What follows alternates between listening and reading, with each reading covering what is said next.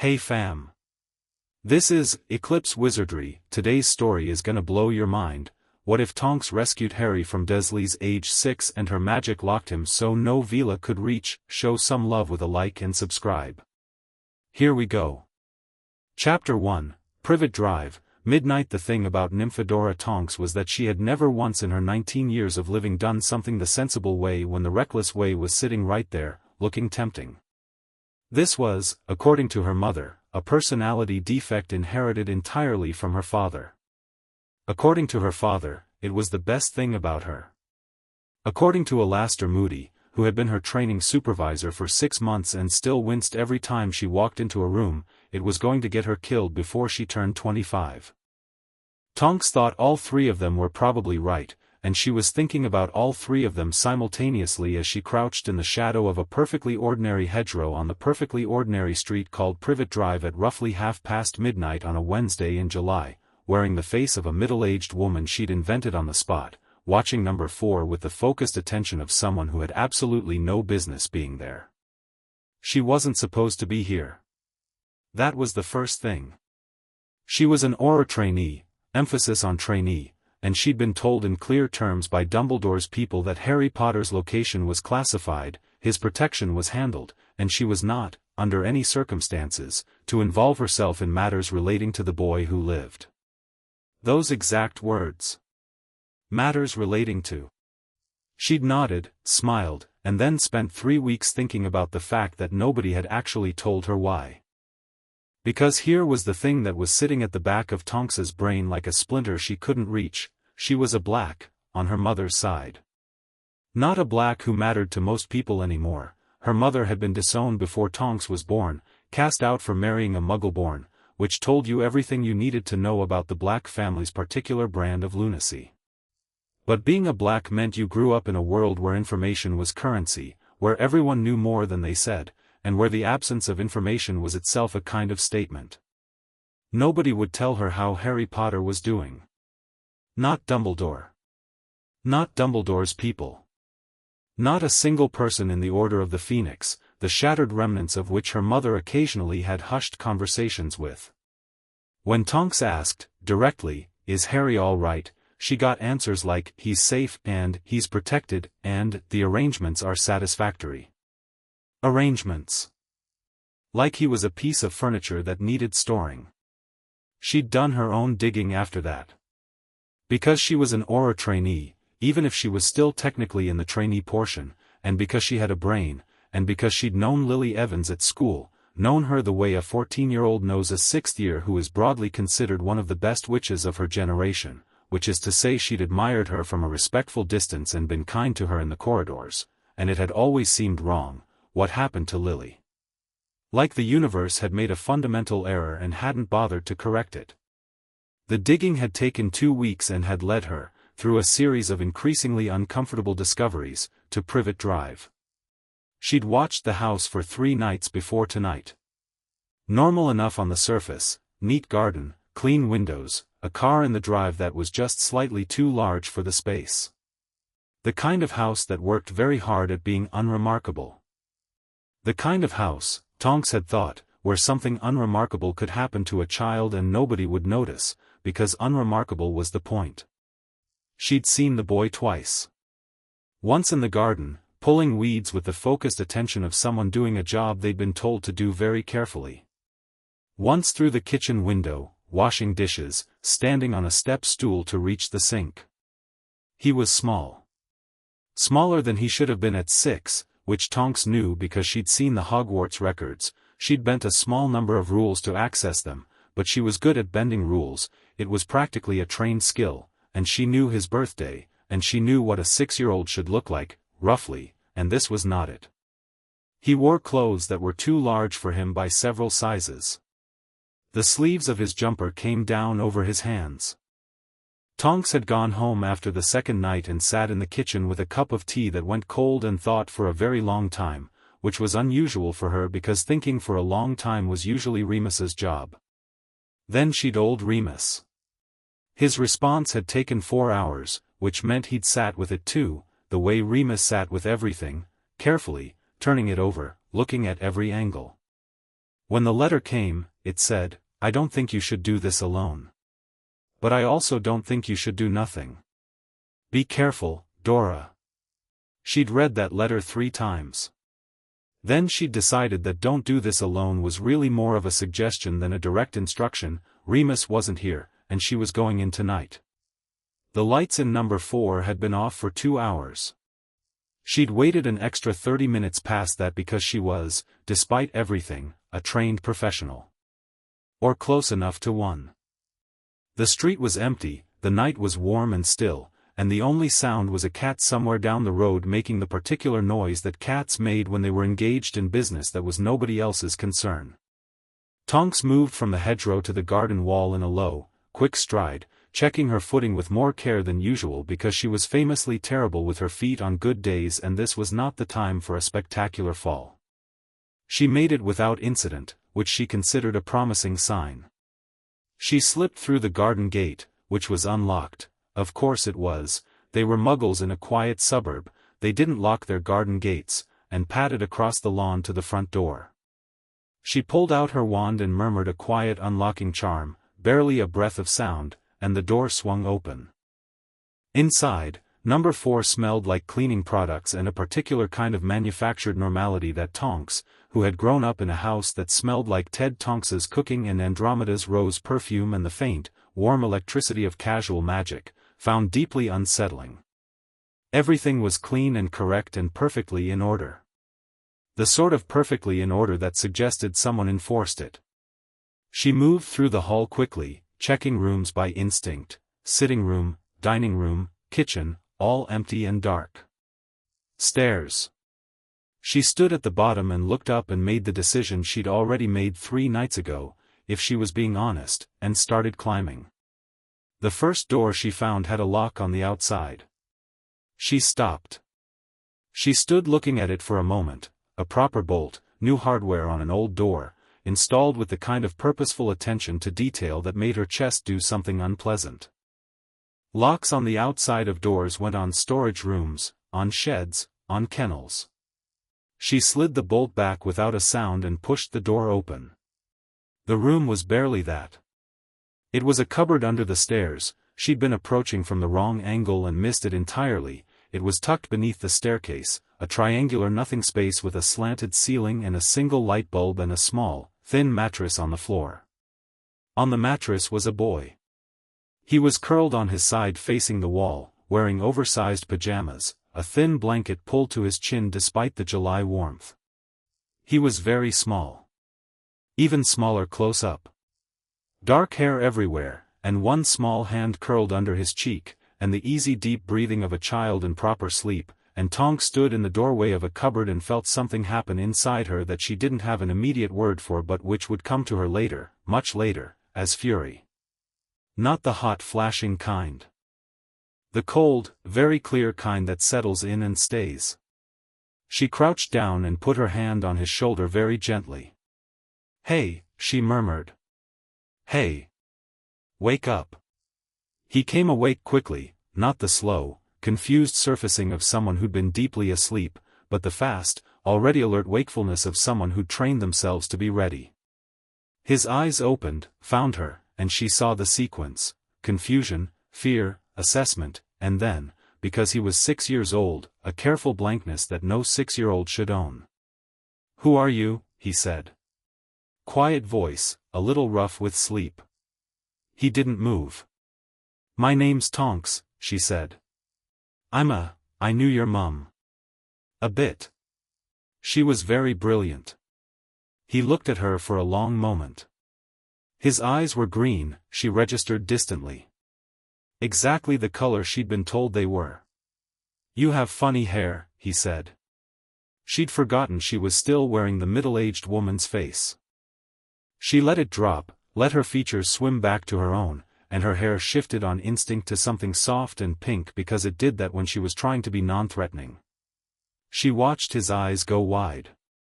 "You can do that?" he breathed. "Yeah. I'm a metamorphmagus. It means I can change how I look." She kept her voice low, conversational, like they were just chatting in a completely normal location and not crouched in a literal cupboard. Are you Harry? Yes. And then, carefully, the way someone asks a question they've asked before without getting an answer, did you know my mum? For real? She was kind to me once in a corridor when I was 14 and having a terrible day, Tonks said. And she was brilliant. That part's for real. Something shifted in his face. Not trust, not yet, but the consideration of trust. Why are you here? Tonks sat back on her heels and looked at him squarely. He was 6. He deserved a straight answer. Because I think you might not be okay, and I wanted to check. Are you okay? The careful blankness again. I'm fine. Right, Tonks said. Do you want to come with me? He stared. Now? I've got a bag, she said, which she did, a small expanded capacity bag hooked over one shoulder. We can grab your stuff. I don't have stuff. She looked around the cupboard. There was a broken toy soldier in the corner and a crayon drawing tacked to the slanted wall with a strip of old tape, a green blob that might have been a dragon, or possibly a tree. That was everything. That was all of it. The cold fury settled a little deeper. Okay, Tonks said. Then we go now. He sat up. He looked at the cupboard door, then at her, and she could see him working through it, the risk calculation of a child who had learned to calculate risk before he'd learned his times tables. I'll get in trouble, he said quietly. Not from them, you won't, Tonks said. Not ever again. He studied her face for a long moment. Whatever he was looking for, he seemed to find it, or enough of it, because he pushed the blanket back and stood up, 5 seconds, no more deliberation than that, and looked at her with those green eyes and said, okay. Tonks reached out and took his hand.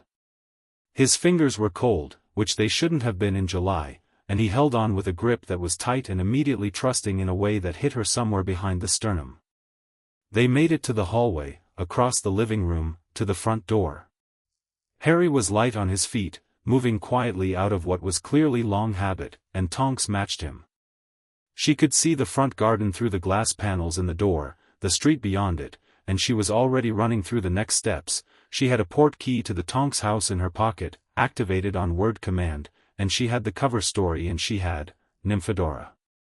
She stopped dead. The voice came from the armchair in the corner of the living room, which she had checked and found empty. She was sure she had checked it. She turned slowly, keeping Harry behind her, and Albus Dumbledore was sitting in the armchair with his hands folded on his knees and his half-moon glasses perched on his nose and that expression on his face that she had seen exactly once before, in a disciplinary meeting after she'd accidentally transfigured the Ministry's fountain, which was the expression of someone who had been expecting this conversation for some time. He was wearing Muggle clothing. A neat suit, slightly old-fashioned, very dark blue. He'd dressed for it. For sitting in this armchair and waiting for her. Headmaster, Tonks said, because she didn't know what else to say in that particular instant. You really should have old first, Dumbledore said, almost gently. I should have, she stopped. Took a breath. He sleeps in a cupboard. I'm aware, he's 6 years old and he sleeps in a cupboard and there's a lock on the outside of the door. Her voice stayed level because she was very consciously making it stay level. Sir. Dumbledore looked at her over his glasses. Then he looked at Harry, who was standing very still behind her with his hands still in hers. Something moved through the old man's eyes that she didn't have the context yet to fully read, not indifference, she thought. Something more complicated than that. Something that might, in another light, have looked like guilt. Harry, Dumbledore said, I wonder if you might wait in the hallway for just a moment while I speak with Miss Tonks. He stays with me, Tonks said flatly. Dumbledore looked at her. She looked back. She was 19 years old and he was one of the most powerful wizards alive and she was not, in this moment, even slightly intimidated, because she had just found a 6-year-old child in a cupboard with a lock on the door.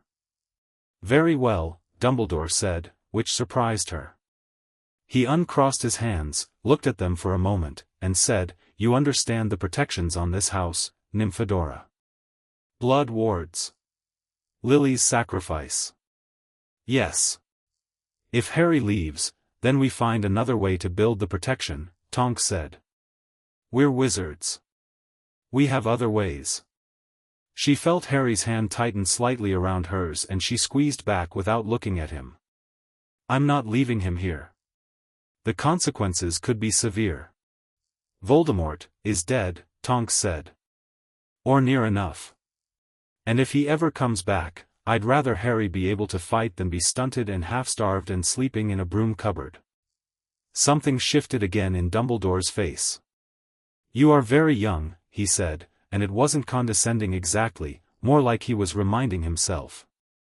I know, Tonks said. But I'm right. Dumbledore was quiet for a long moment. The house made its nighttime sounds around them, a clock somewhere ticking, the settling creak of the walls, and Harry breathing quietly at her shoulder. When Dumbledore finally spoke, his voice was measured and careful and she got the sense that he was choosing each word like a chess piece. I will not stop you tonight, he said. But this is not finished, Nymphadora. There are larger patterns here that you cannot yet see. Then show them to me, she said. When I'm ready. Be honest with me. She paused. Be honest with him. Dumbledore's gaze moved to Harry again and stayed there for a long moment, and she couldn't read what was in it. Then he stood, unhurried, the way old men stand, and crossed to the door, and he paused with his hand on the frame and said, without turning around, take care of him.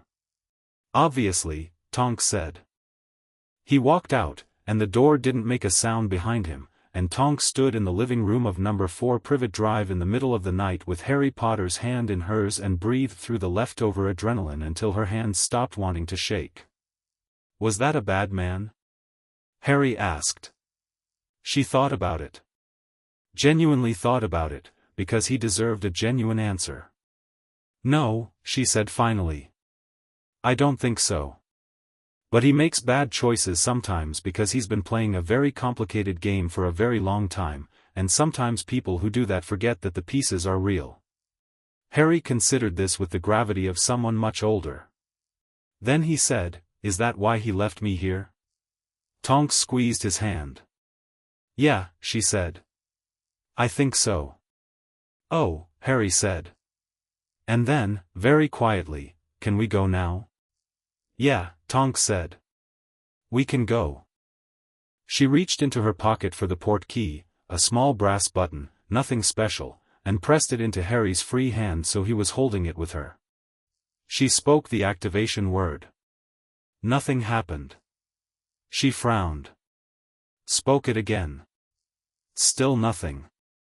Before she could reach for her wand to check what had gone wrong, she felt it, a warmth from Harry's hand, running up through their joined fingers, into her palm. Not painful, not alarming, just warm, spreading, settling. Her magic stirred in response and then did something it had never done in her 19 years, it moved outward, toward him, like water finding a level, and where it touched his magic there was a moment of recognition that felt, absurdly, like coming home. Harry made a small sound, not pain, more surprise, and she looked at him and his eyes were wide and his hair was standing up and there was a faint luminous shimmer around him that faded even as she watched, sinking into his skin like heat. The portkey activated.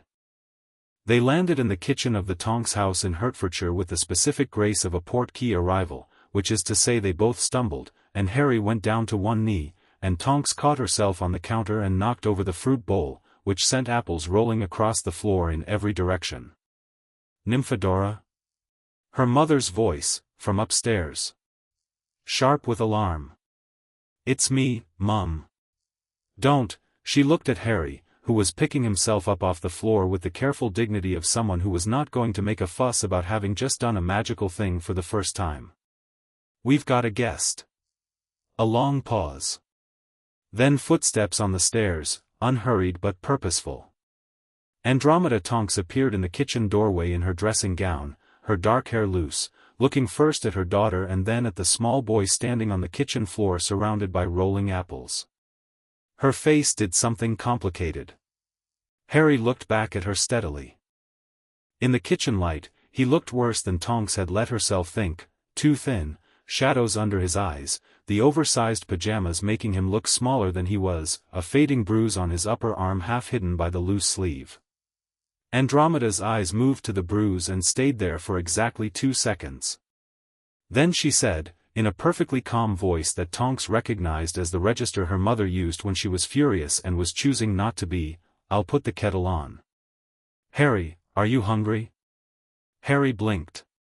He looked like he'd been expecting something else, questions, probably, or alarm, or being sent somewhere. "Yes," he said, with a directness that suggested he'd been hungry for a while. "Good," Andromeda said. "Sit down." He sat. Tonks took the chair across from him and watched her mother move through the kitchen, kettle, mugs, bread from the bread box, the cold roast chicken that had been in the icebox since Sunday, all of it assembling with the practiced efficiency of someone who fed people as a first language. She didn't ask Harry questions. She just put food in front of him. He ate with the careful attention of someone who had learned not to assume there would be more. Tonks looked at her own hands on the table. She could still feel the warmth from earlier, a faint phantom in her palm. Something had happened out there, in the Dursleys' living room, something with the portkey, and her magic, and Harry. She didn't understand what yet, but she could feel the shape of it the way you feel the shape of a word you can't quite remember, hovering just outside comprehension. She thought about it the way Remus would have told her to think about it, slowly, carefully, from every angle. Her magic had reached out. His magic had responded. Something had passed between them, or settled into him, or both. She'd felt it in his hand for a second, that shimmer, and now he was sitting across from her eating cold chicken and looking, for the first time since she'd found him, like a child rather than a held breath. She'd figure it out tomorrow. Tonight she just watched him eat and let the cold fury slowly, very slowly, begin to cool into something she could carry. Her mother set a mug of tea in front of her and touched her shoulder briefly, just a touch, there and gone, and Tonks leaned into it for half a second before straightening. "You'll take the spare room," Andromeda told Harry. "It's at the top of the stairs, left. There are clean pajamas in the second drawer, they'll be big, they're Nymphadora's old ones, Mum. But they'll do for tonight. In the morning we'll sort out clothes." She sat down across from them with her own tea and looked at Harry directly, which Andromeda Tonks always did. It was the look that made people feel slightly seen through. "You're safe here," she said. "That's not a thing I'm saying to make you feel better. It's a fact. You're safe in this house." Harry looked at her.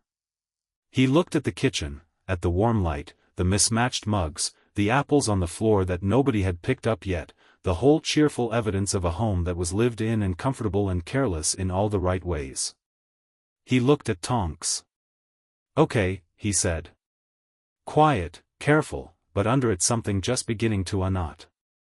She old Remus that night, after Harry was asleep. She sat in the kitchen in the small hours with the muggle pen her father kept by the telephone and a piece of paper and wrote, "I did it. He's here. Mum's not hexed me yet. Something happened with the magic, I'm not sure what. I think you need to come." Remus arrived the next morning at 8, still in his traveling cloak, slightly out of breath like he'd been walking fast since he'd gotten the letter. He stood in the kitchen doorway and Tonks handed him a cup of tea before he could say anything, and he took it and looked at her and said, "Something happened with the magic." "That's what you wrote." "Something happened with the magic. I know what I wrote." That is, Tonks, an extremely unhelpful level of detail. She explained it. All of it, from the warmth in her palm to the shimmer, to the way her magic had moved toward his like it recognized something. Remus listened the way he always listened, without interruption, his tea getting cold in his hands, his expression moving through a sequence of careful reactions that she'd learned to read over the past 2 years of knowing him. Surprise, then concentration, then something that looked almost like recognition. "What?" she said. "Metamorphmagus magic is unusual," Remus said. "You know this." I know I can change my face, yes. It's more than that. Metamorphmagus magic is fundamentally about flux, about responding and adapting and shifting. But its core is always the same. It knows what you are, absolutely, even when everything about you is changing. That's the anchor. He set his tea down and looked at her seriously. Last night, in an extreme emotional moment, your magic extended that anchor to someone else. Tonks stared at him. You're saying I'm saying it's possible that Harry now has a piece of your magical signature tangled into his own, Remus said. A piece of your anchor. The part of Metamorphmagus magic that says, this is what's real. This is what I actually am. This is what I actually want. And if that's true, he paused, visibly working through the implications. Any magic that tries to override his genuine will, compulsions, enchantments, allures, anything that works by substituting an artificial desire for a real one, would just hit the anchor, Tonks said. And bounce. Something like that. Yes. They looked at each other. I didn't do it on purpose, Tonks said. I know, Remus said. I don't think it matters. It's done. He picked his tea back up and then set it down again. There's something else. What? Veela allure, he said. Specifically. Works exactly that way, by creating false desire, overlaying it on a person's genuine self. If Harry has your anchor in him, Veela allure won't touch him. Not just blunted, completely ineffective. Tonks thought about that. Is that bad? For Harry? I'd argue it's a gift. Remus's mouth curved slightly. He'll always know what's real. And what's not, Tonks said. Yes. He looked toward the kitchen door, toward the stairs beyond it, toward the spare room where a small boy was sleeping in actual pajamas in an actual bed for the first time in God knows how long. How is he? Quiet, Tonks said. Careful. But not, I don't think he's broken, Remus. I think he's been waiting. Remus looked at her, and she could see him seeing something in her face that she wasn't sure she'd meant to put there. You're going to raise him, he said. Not a question. Mum wants to. I want to. You're going to help. She said the last part firmly, in the tone that she'd found worked best with Remus when he was about to say he shouldn't get involved, which was, don't give him space for the objection. Because you knew his dad, and because Harry deserves someone who knew his dad, and because you could use a project. Remus opened his mouth and then closed it. He looked at the kitchen, and then at the door, and then at his cold tea. I could use a project, he said finally. Brilliant, Tonks said. He should be up in about an hour. Harry came downstairs at 9:30 wearing a pair of Tonks's old pajama bottoms that were folded up about 6 times at the ankle and a green jumper that came to his knees, and he stopped in the kitchen doorway and looked at Remus with the same careful assessment he'd given to Tonks and to Dumbledore, that rapid calculation behind the green eyes. Remus stood up.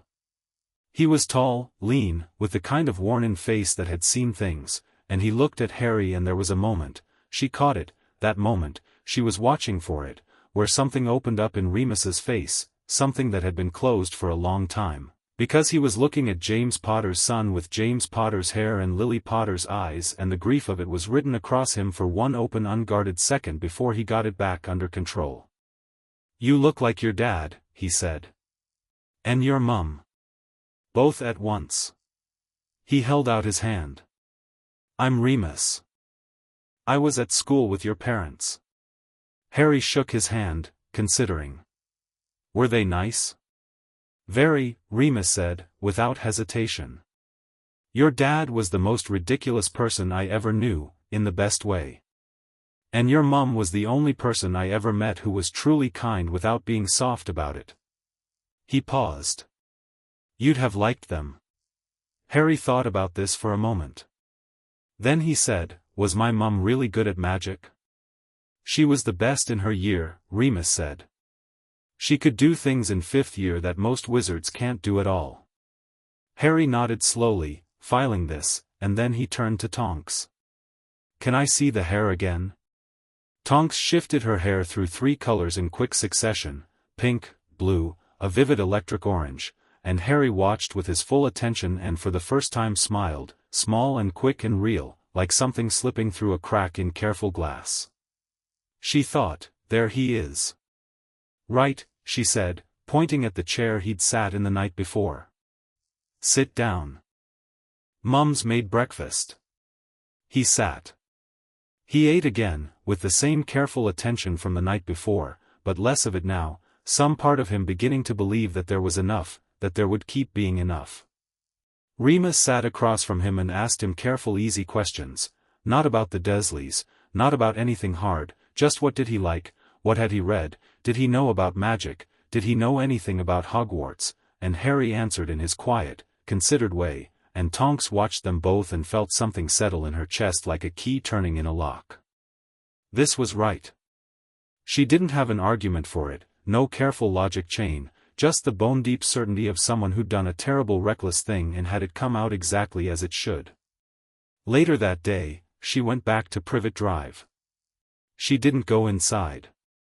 She stood on the pavement opposite number 4 in the afternoon heat and looked at it, at the neat garden, the clean windows, the perfectly ordinary wrongness of the whole thing, and she pulled out her Auror's notebook and began writing down, in precise professional detail, everything she'd observed over the past 3 weeks. The food restriction. The clothing. The sleeping arrangements. The bruise. All of it. She would file this report.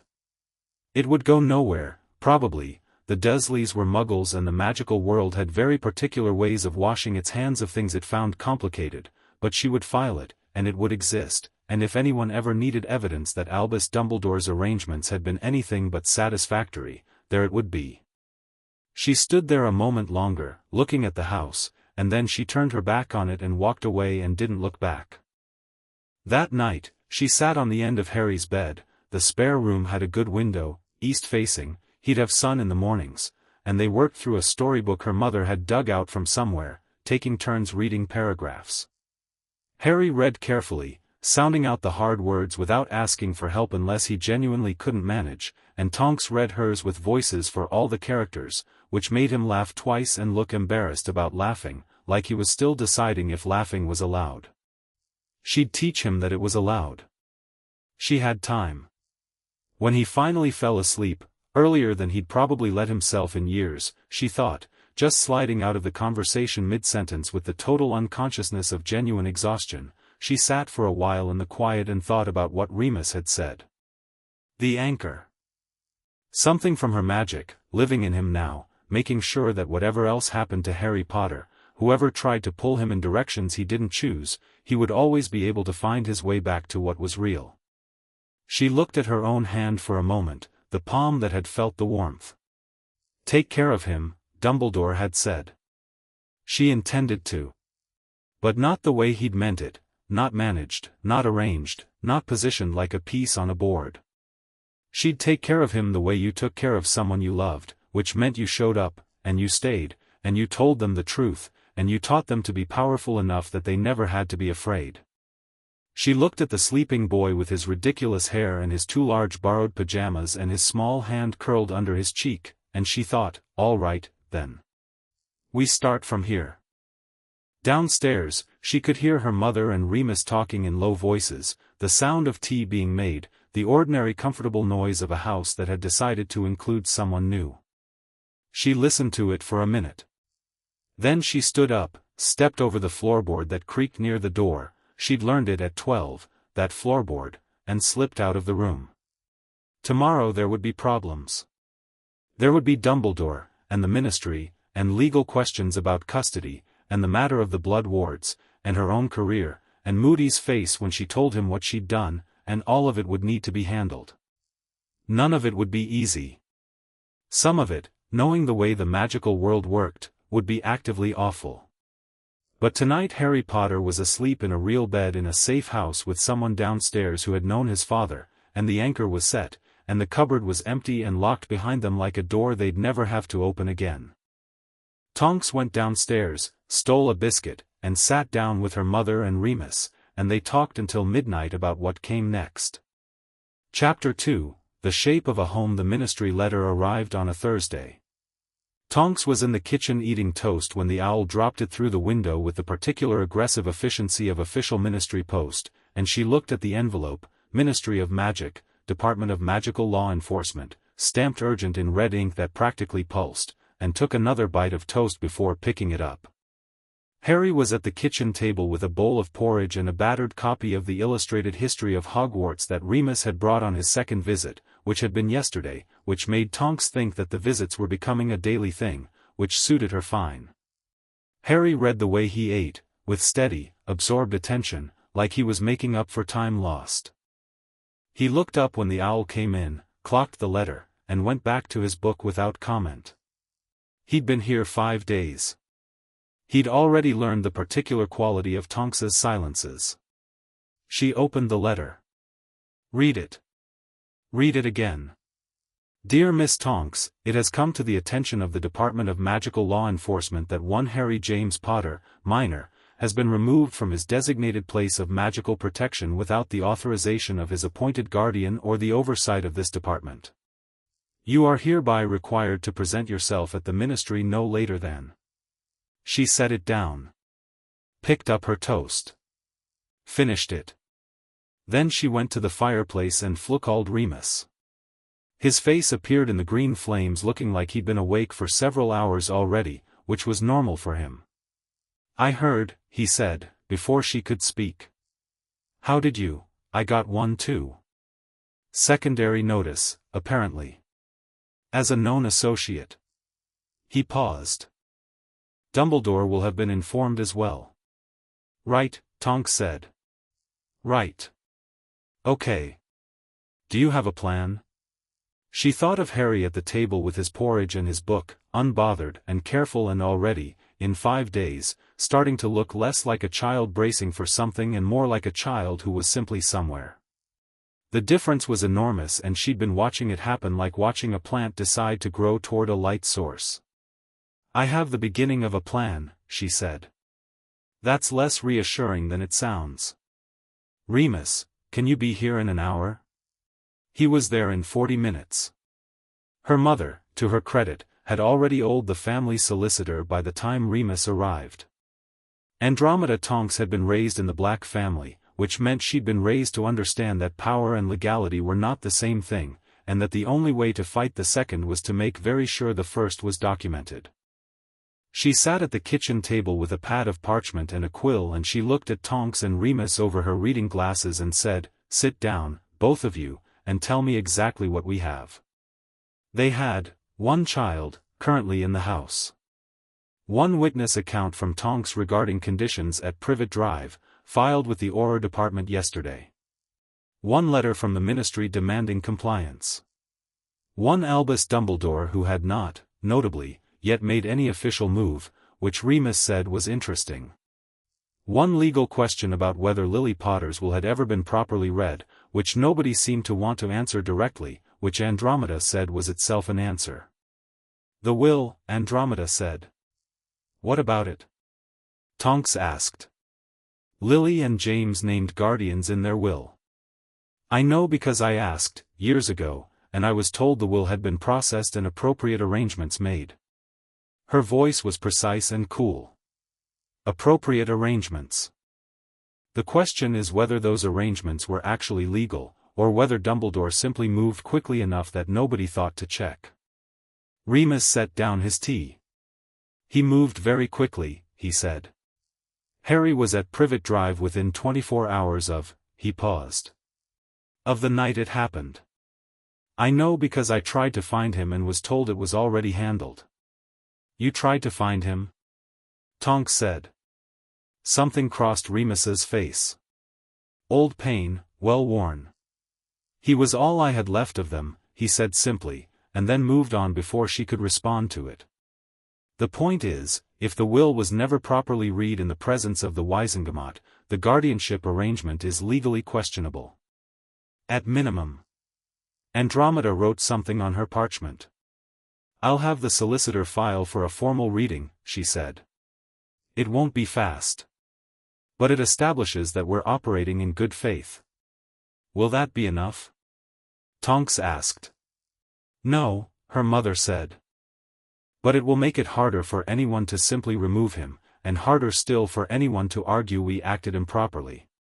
We're not stealing a child, we're correcting an oversight. She looked at Tonks over her glasses. And you are going to the ministry this afternoon to say exactly that, with exactly that level of calm. I'm very calm, Tonks said. Her mother gave her a look that needed no translation. Harry had drifted into the doorway during this conversation. He stood there in Tonks's old clothes. They'd been shopping once already, a quick Muggle trip that had resulted in 3 pairs of jeans, several jumpers, and Harry looking at a book display in the shop window with such focused want that Tonks had gone back in and bought him 4 of them, and he looked at the 3 adults around the table and said, without particular distress, "Are you talking about me?" "Yes," Tonks said, because she'd already made the decision to be honest with him. "The ministry wants me to explain why you're here instead of where you were." Harry came and sat in the empty chair, the one he'd already started thinking of as his chair. Tonks could tell by the way he moved to it without looking. "What will you tell them?" "The truth," Tonks said. "That where you were was unacceptable, and here is better, and you're staying." He thought about this. What if they say no? Then we argue, Andromeda said, in the tone that had ended many conversations. And we win. Harry looked at her. Then he nodded, and went back to his book, and that was that. Tonks went to the ministry. It was not pleasant. The meeting was in a small conference room on level 2 that smelled of old parchment and anxiety, and there were 3 people on the ministry side, a thin-faced woman from the Department of Magical Law Enforcement named Hopkirk, a tired-looking man from the Office of Magical Child Welfare who introduced himself as Brocklehurst, and, at the end of the table with his expression of patient inevitability, Albus Dumbledore.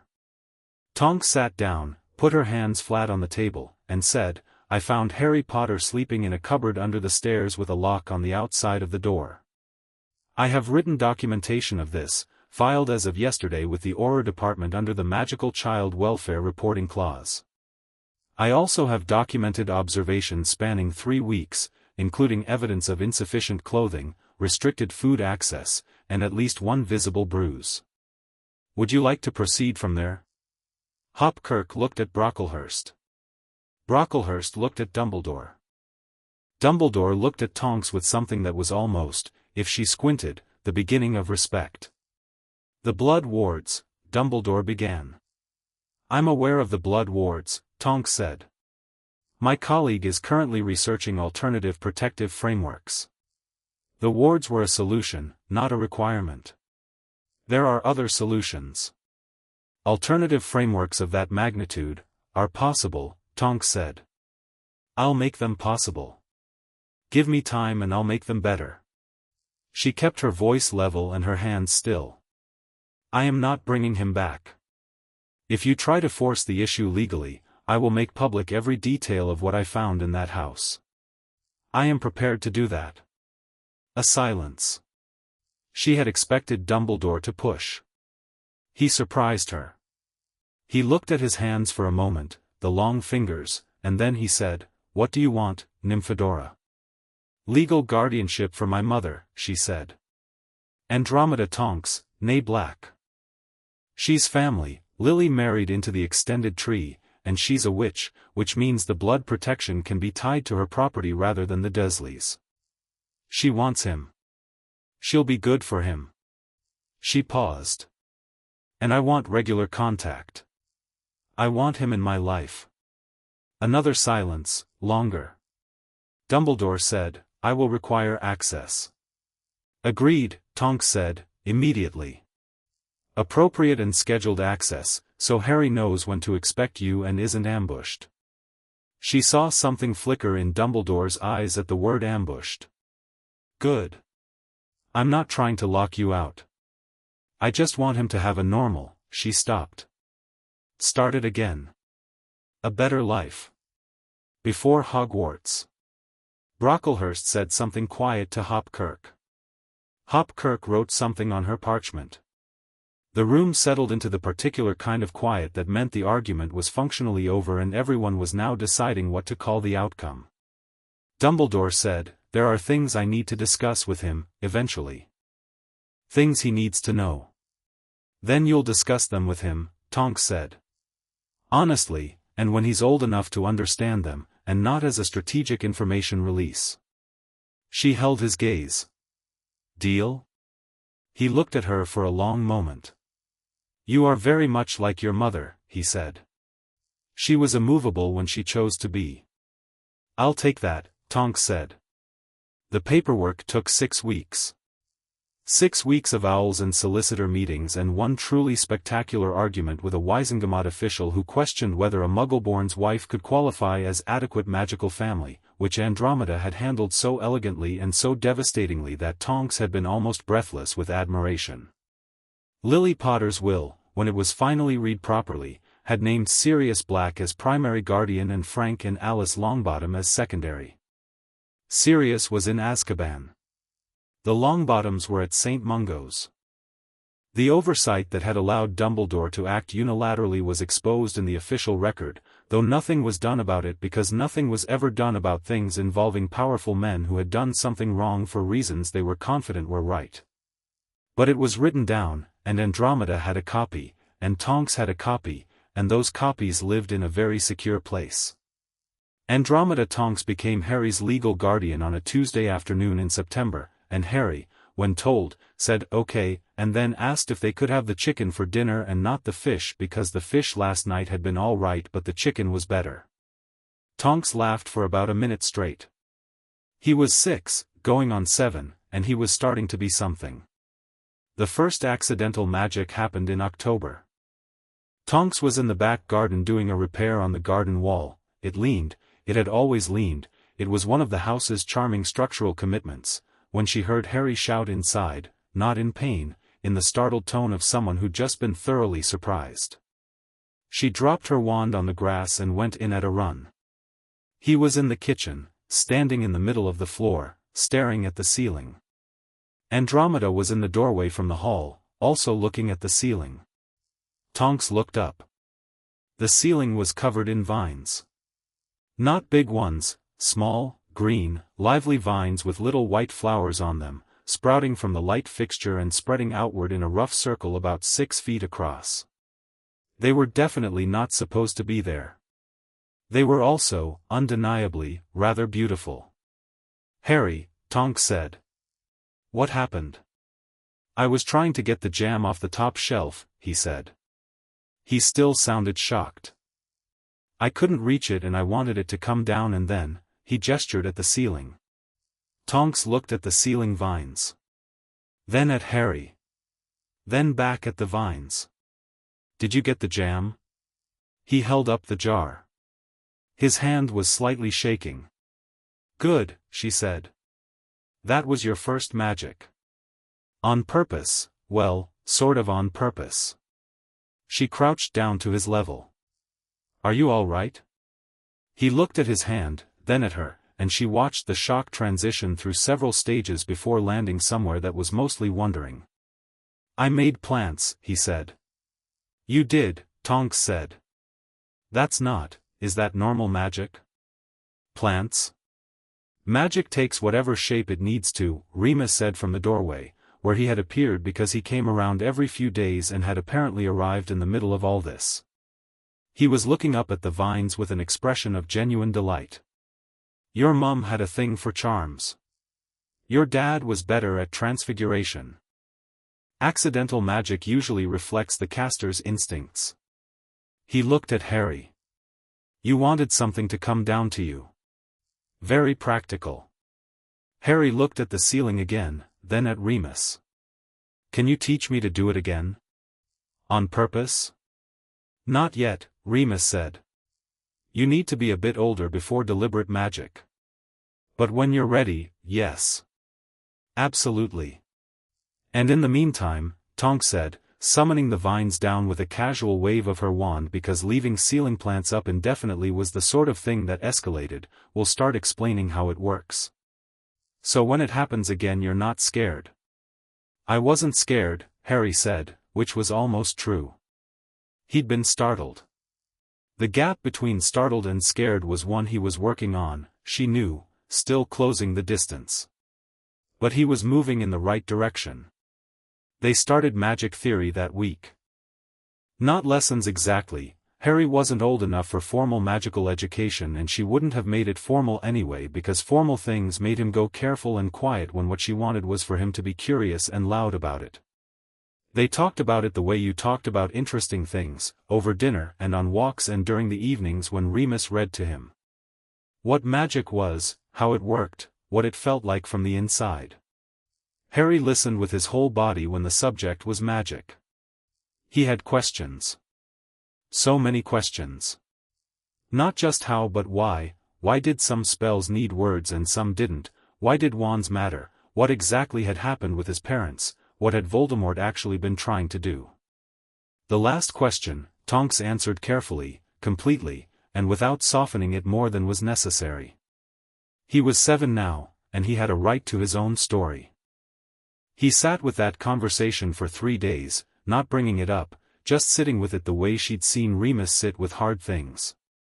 On the 3rd day he came to find her in the study while she was working on case files and said, "So it was because of me that he went." She put the file down. "It wasn't because of you. He chose to come after you. He made that choice, not you. But if I hadn't existed, then he would have gone after someone else," she said. "He was looking for a child who fit a prophecy. If it hadn't been you, it would have been Neville Longbottom, and Neville's parents would be dead or worse, and you'd both have grown up with none of this. Voldemort made the choice. Your parents made their choices. The only person responsible for what happened that night is the person who showed up to kill a family." Harry looked at her steadily.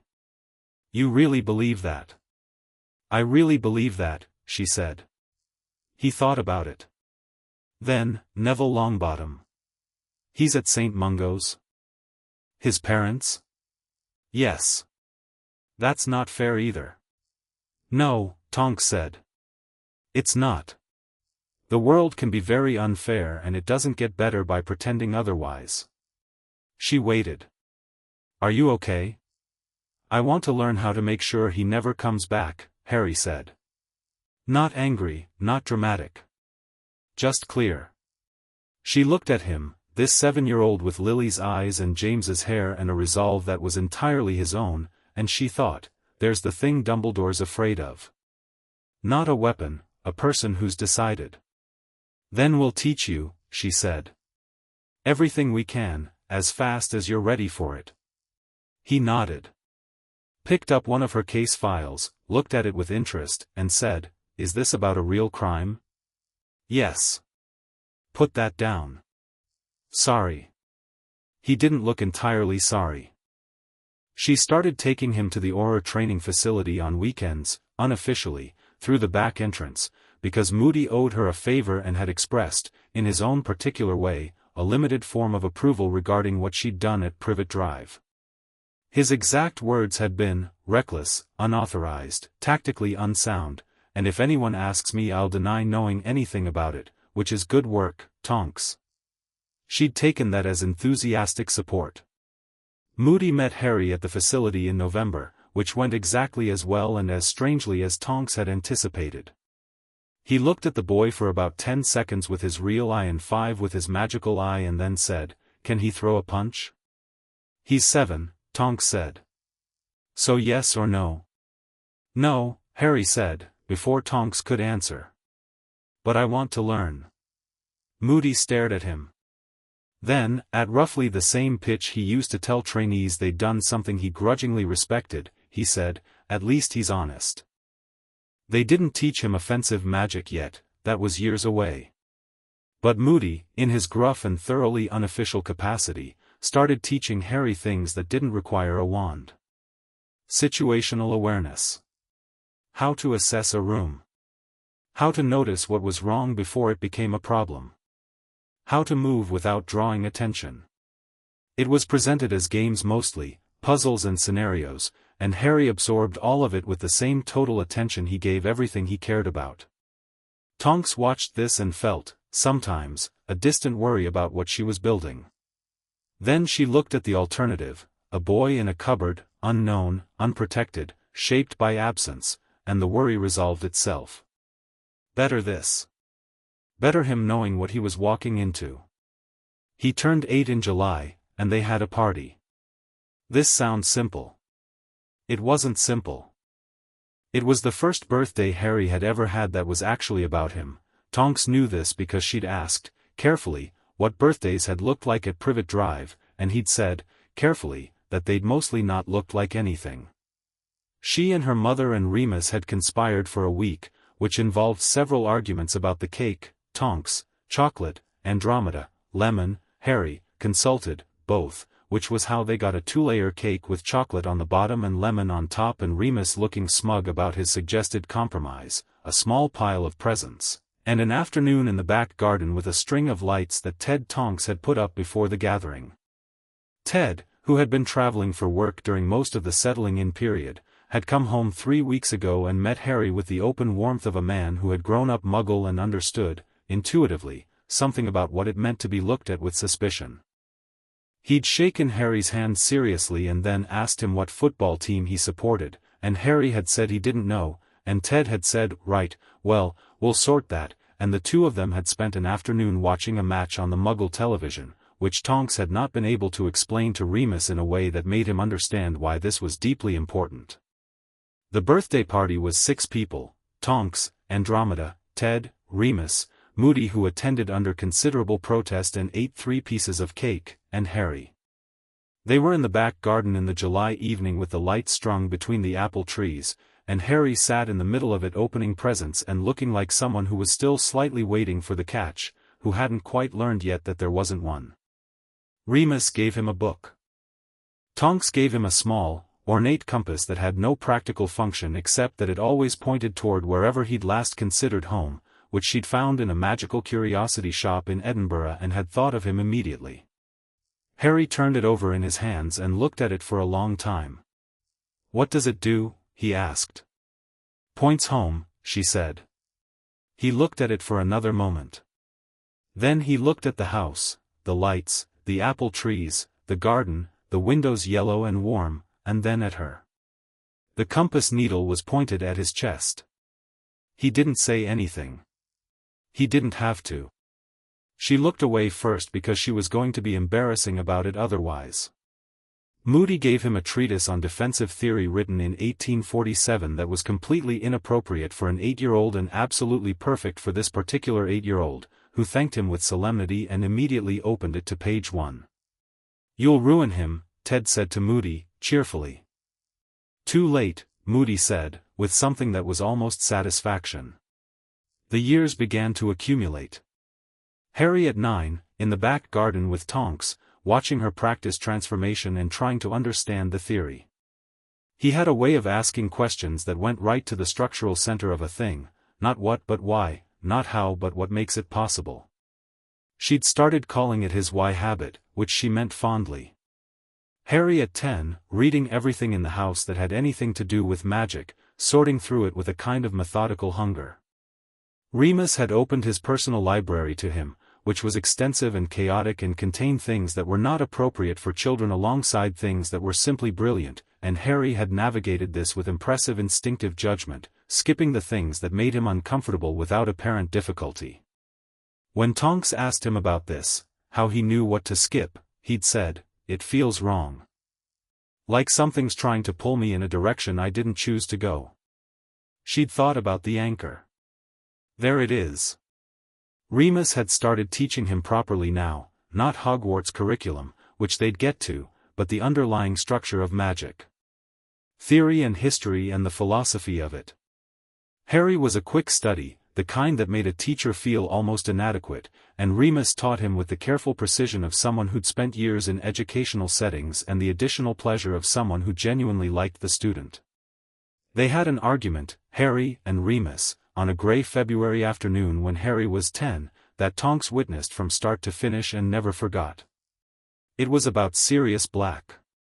Remus had been carefully not discussing Sirius for 4 years. He mentioned him obliquely, in the context of Harry's parents, but always briefly, always with something shuddered in his face.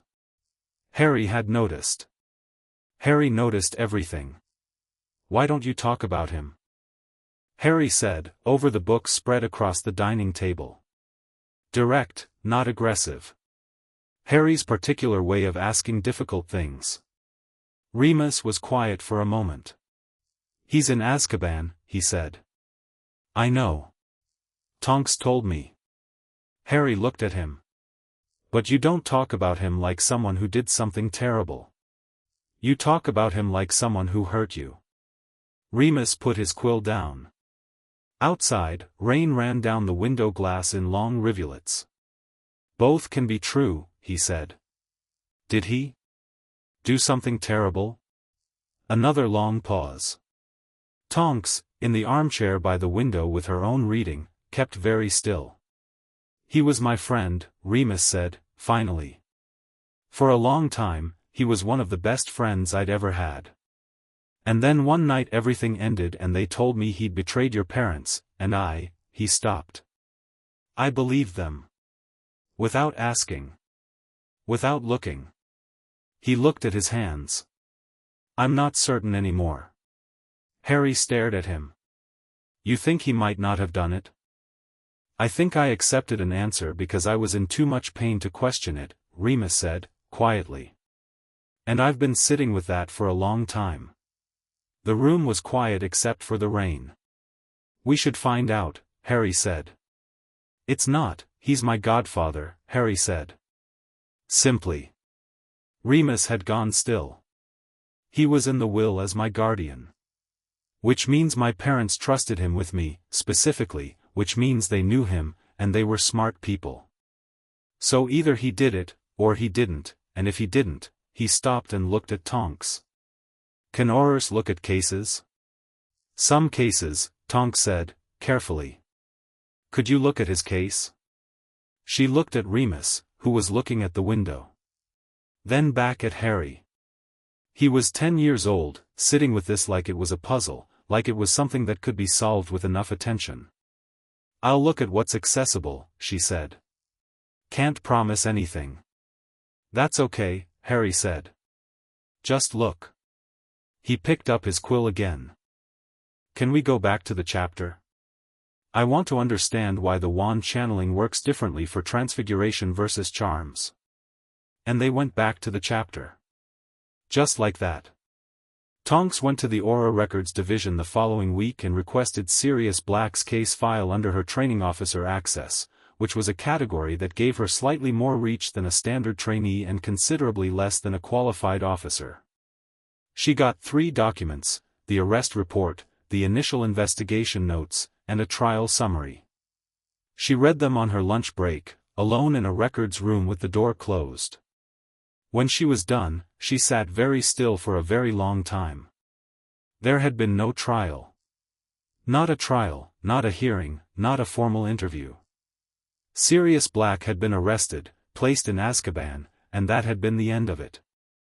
12 Muggles dead, Peter Pettigrew dead, and Sirius Black laughing when they found him, and everyone had taken that as confession enough, and nobody had thought to verify it through proper channels because everyone had been so destroyed by everything that had just happened. She went home that evening and told Remus. He sat at the kitchen table and put his head in his hands, and she let him, and she sat across from him and waited. When he looked up his eyes were very bright. 12 years, he said. I know. He's been in there for 12 years and there was no, I know, she said, again, softer. I'm going to look further. I'm going to find what I can find, and we're going to figure out what the truth is, and if it's what we think it is. She stopped because she didn't have the end of that sentence yet. The process of getting someone out of Azkaban without a trial record was not simple. It might not be possible without going to Dumbledore, and going to Dumbledore meant a conversation she wasn't ready for. One step at a time. Remus nodded. He was quiet for a while, and then he said, "Does Harry know the full picture?" "He knows I'm looking," Tonks said. "He'll know the rest when there's a rest to know." She told Harry, simply, that she'd found something that needed more investigation, and that they were going to take it carefully and not rush. He listened, and he nodded, and she could see him filing it the way he filed everything that mattered, for later, when it was needed. He was turning into something remarkable. She could see it clearly now, in a way that hadn't been clear when he was 6 and silent in a cupboard, the shape of who he was becoming. He was calm in the way that people were calm when they had a strong foundation, not a suppressed one. He was curious in the way that people were curious when they'd been taught that curiosity was valuable, not dangerous. He had an anger in him, she knew it was there, saw it occasionally in the green eyes when something unfair landed near him, but it was clean anger, directed at things that deserved it, not the unfocused burning anger of someone who'd never been given a better target. He was also, she was beginning to realize, going to be very powerful. The theory Remus was teaching him, he absorbed faster than either of them had entirely anticipated. The accidental magic, which still happened occasionally in moments of strong feeling, was consistently more sophisticated than the incidents she'd read about in comparable cases. And there was the anchor, she'd become more attuned to it over the years, something she could feel at the edges of her own magic, a faint connection, a thread. She felt it most clearly when he was upset, a warmth in her palm like a check-in. Still here. Still me. Still real. His 11th birthday was the one she thought of later as the hinge point. Not because anything dramatic happened, the letter came a few days after, the Hogwarts owl dropping it on the breakfast table with the offhand punctuality that Hogwarts letters had, and Harry had looked at the envelope and then at her and said, "I've been waiting for this," with a calm satisfaction that suggested he had indeed been waiting and had known it was coming and was simply pleased the timing was right. But the birthday itself. The 11 of them, she was adding people, Tonks was, she couldn't help it, she'd invited a handful of Andromeda's friends and one of Ted's brothers who had a daughter Harry's age who'd become something approaching a friend. The 11 of them were in the garden again in the July evening, and Harry was in the middle of it, easy and unguarded in a way that she could still remember had once been impossible for him. He was laughing at something Ted's niece had said, head back, genuine and open, and the lights were in the apple trees and the compass was in his pocket where he kept it always, and Tonks looked at him from the edge of the gathering and felt the warm thread of the anchor steady and constant and real. From a cupboard, she thought. From a cupboard to this. She didn't say that out loud because she wasn't prone to emotional declarations when she could avoid them, and anyway Remus was standing next to her and he would know what she was thinking without her having to say it. He usually did. He's going to be extraordinary, Remus said quietly. He already is, Tonks said. Remus smiled, the kind of smile that lived mostly in the corners of his eyes. Hogwarts won't know what to do with him. Hogwarts, Tonks said, will simply have to adjust. She watched Harry catch the compass tumbling from his pocket as he moved, close his hand around it without looking, and tuck it back in one fluid motion. He glanced up and caught her watching and grinned at her, sharp and quick and real, before turning back to the conversation. The anchor hummed warm in her palm. All right, then, she thought, the same thought she'd had on that first night, 5 years ago, in a house that smelled of cleaning products. The same thought, settled now, sure of itself. We're ready.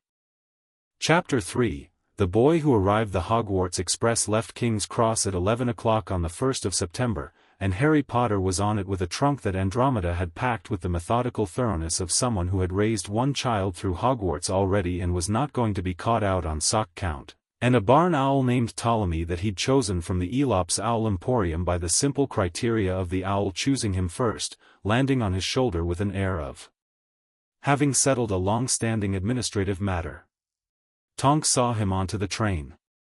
She was in her Auror robes, qualified now, finally, 7 months ago, with a commendation from Moody that he'd delivered in the tone of someone filing a complaint, and she stood on the platform in the steam and noise and looked at Harry, who was looking at the train with the same focused attention he gave everything he was interested in.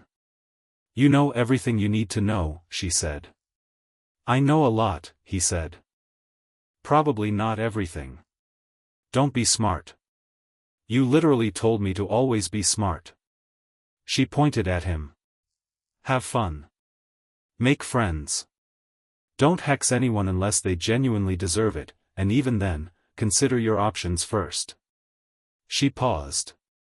Right. Every week, he said.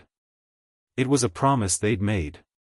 He'd kept every promise he'd made to her in 5 years without exception, which she tried not to think about too hard because it made her feel things she hadn't got time for on a railway platform.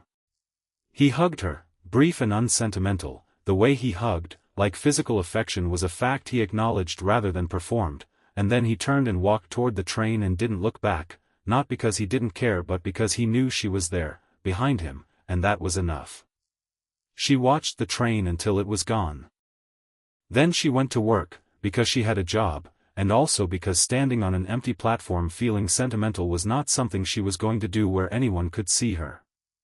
Harry found a compartment near the middle of the train, stowed his trunk, settled Ptolemy's cage on the rack, and sat down.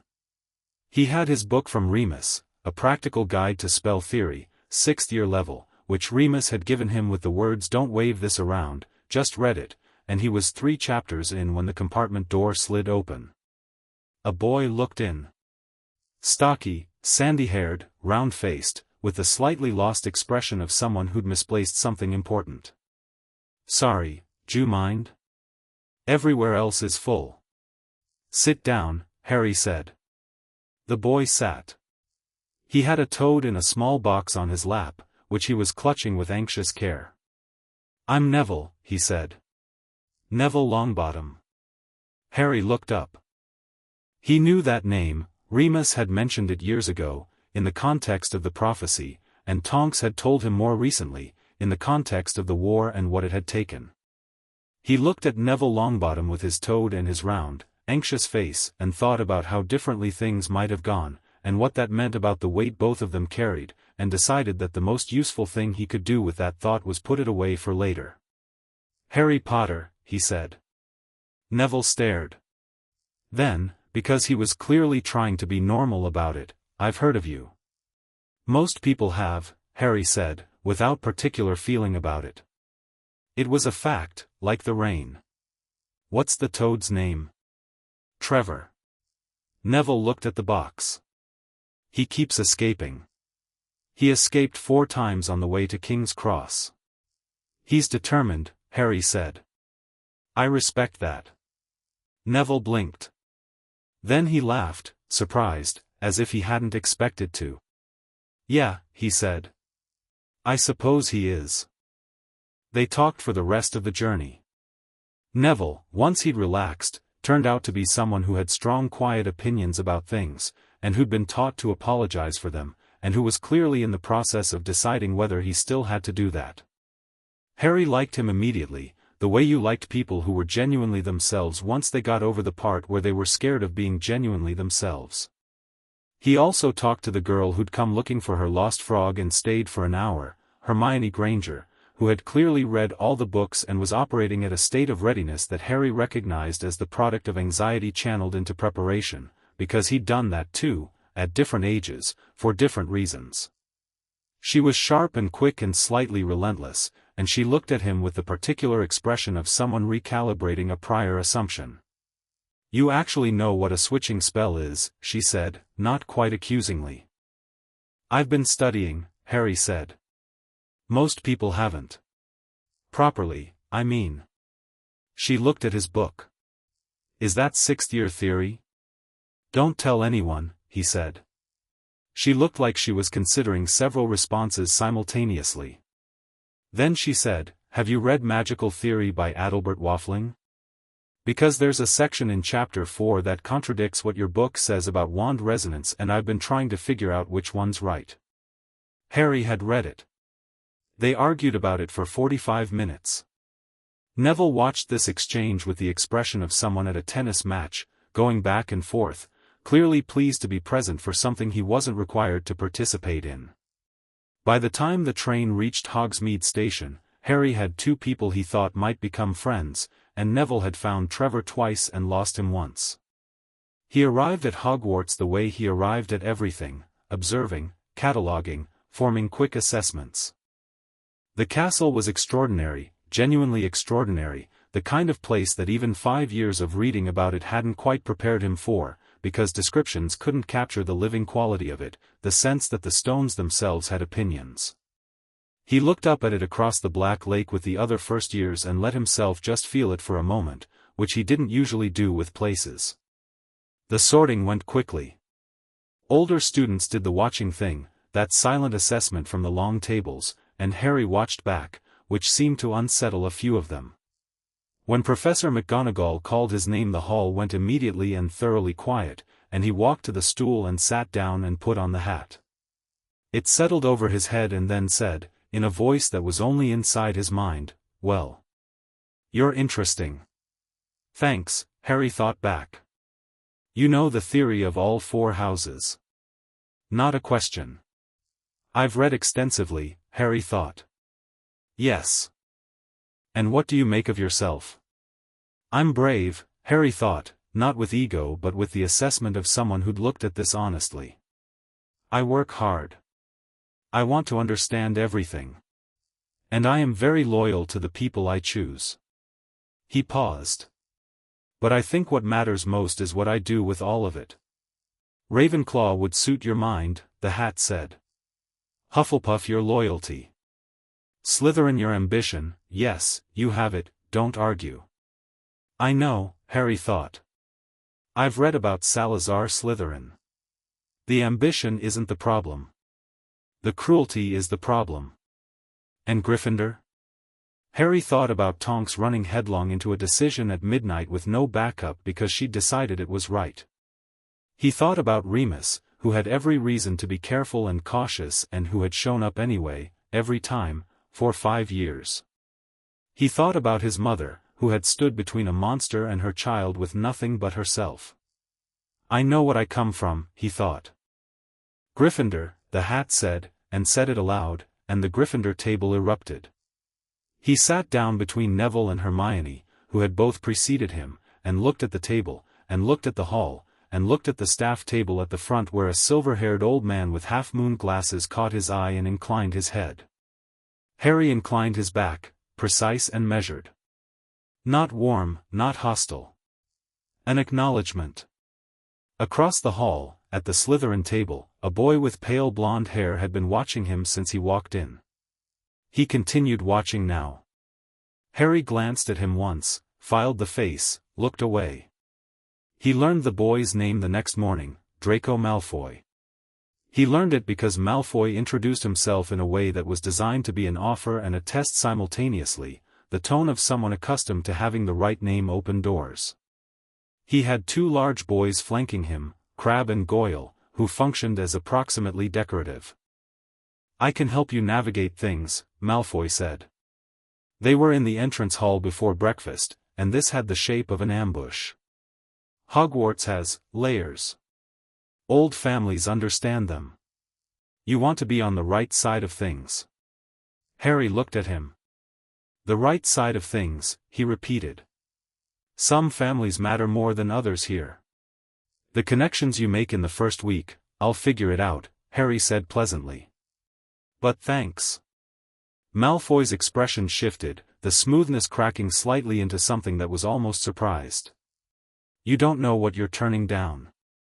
"I think I have a reasonable idea," Harry said. "I've read about the old families." He held Malfoy's gaze with the calm directness that Moody had spent 3 years making instinctive. "Have a good breakfast." He walked past him. Crabbe and Goyle parted, apparently through instinct, because he was moving like he expected them to. Neville caught up with him in the corridor. "Was that Draco Malfoy?" "Yeah. His dad's on the board of governors."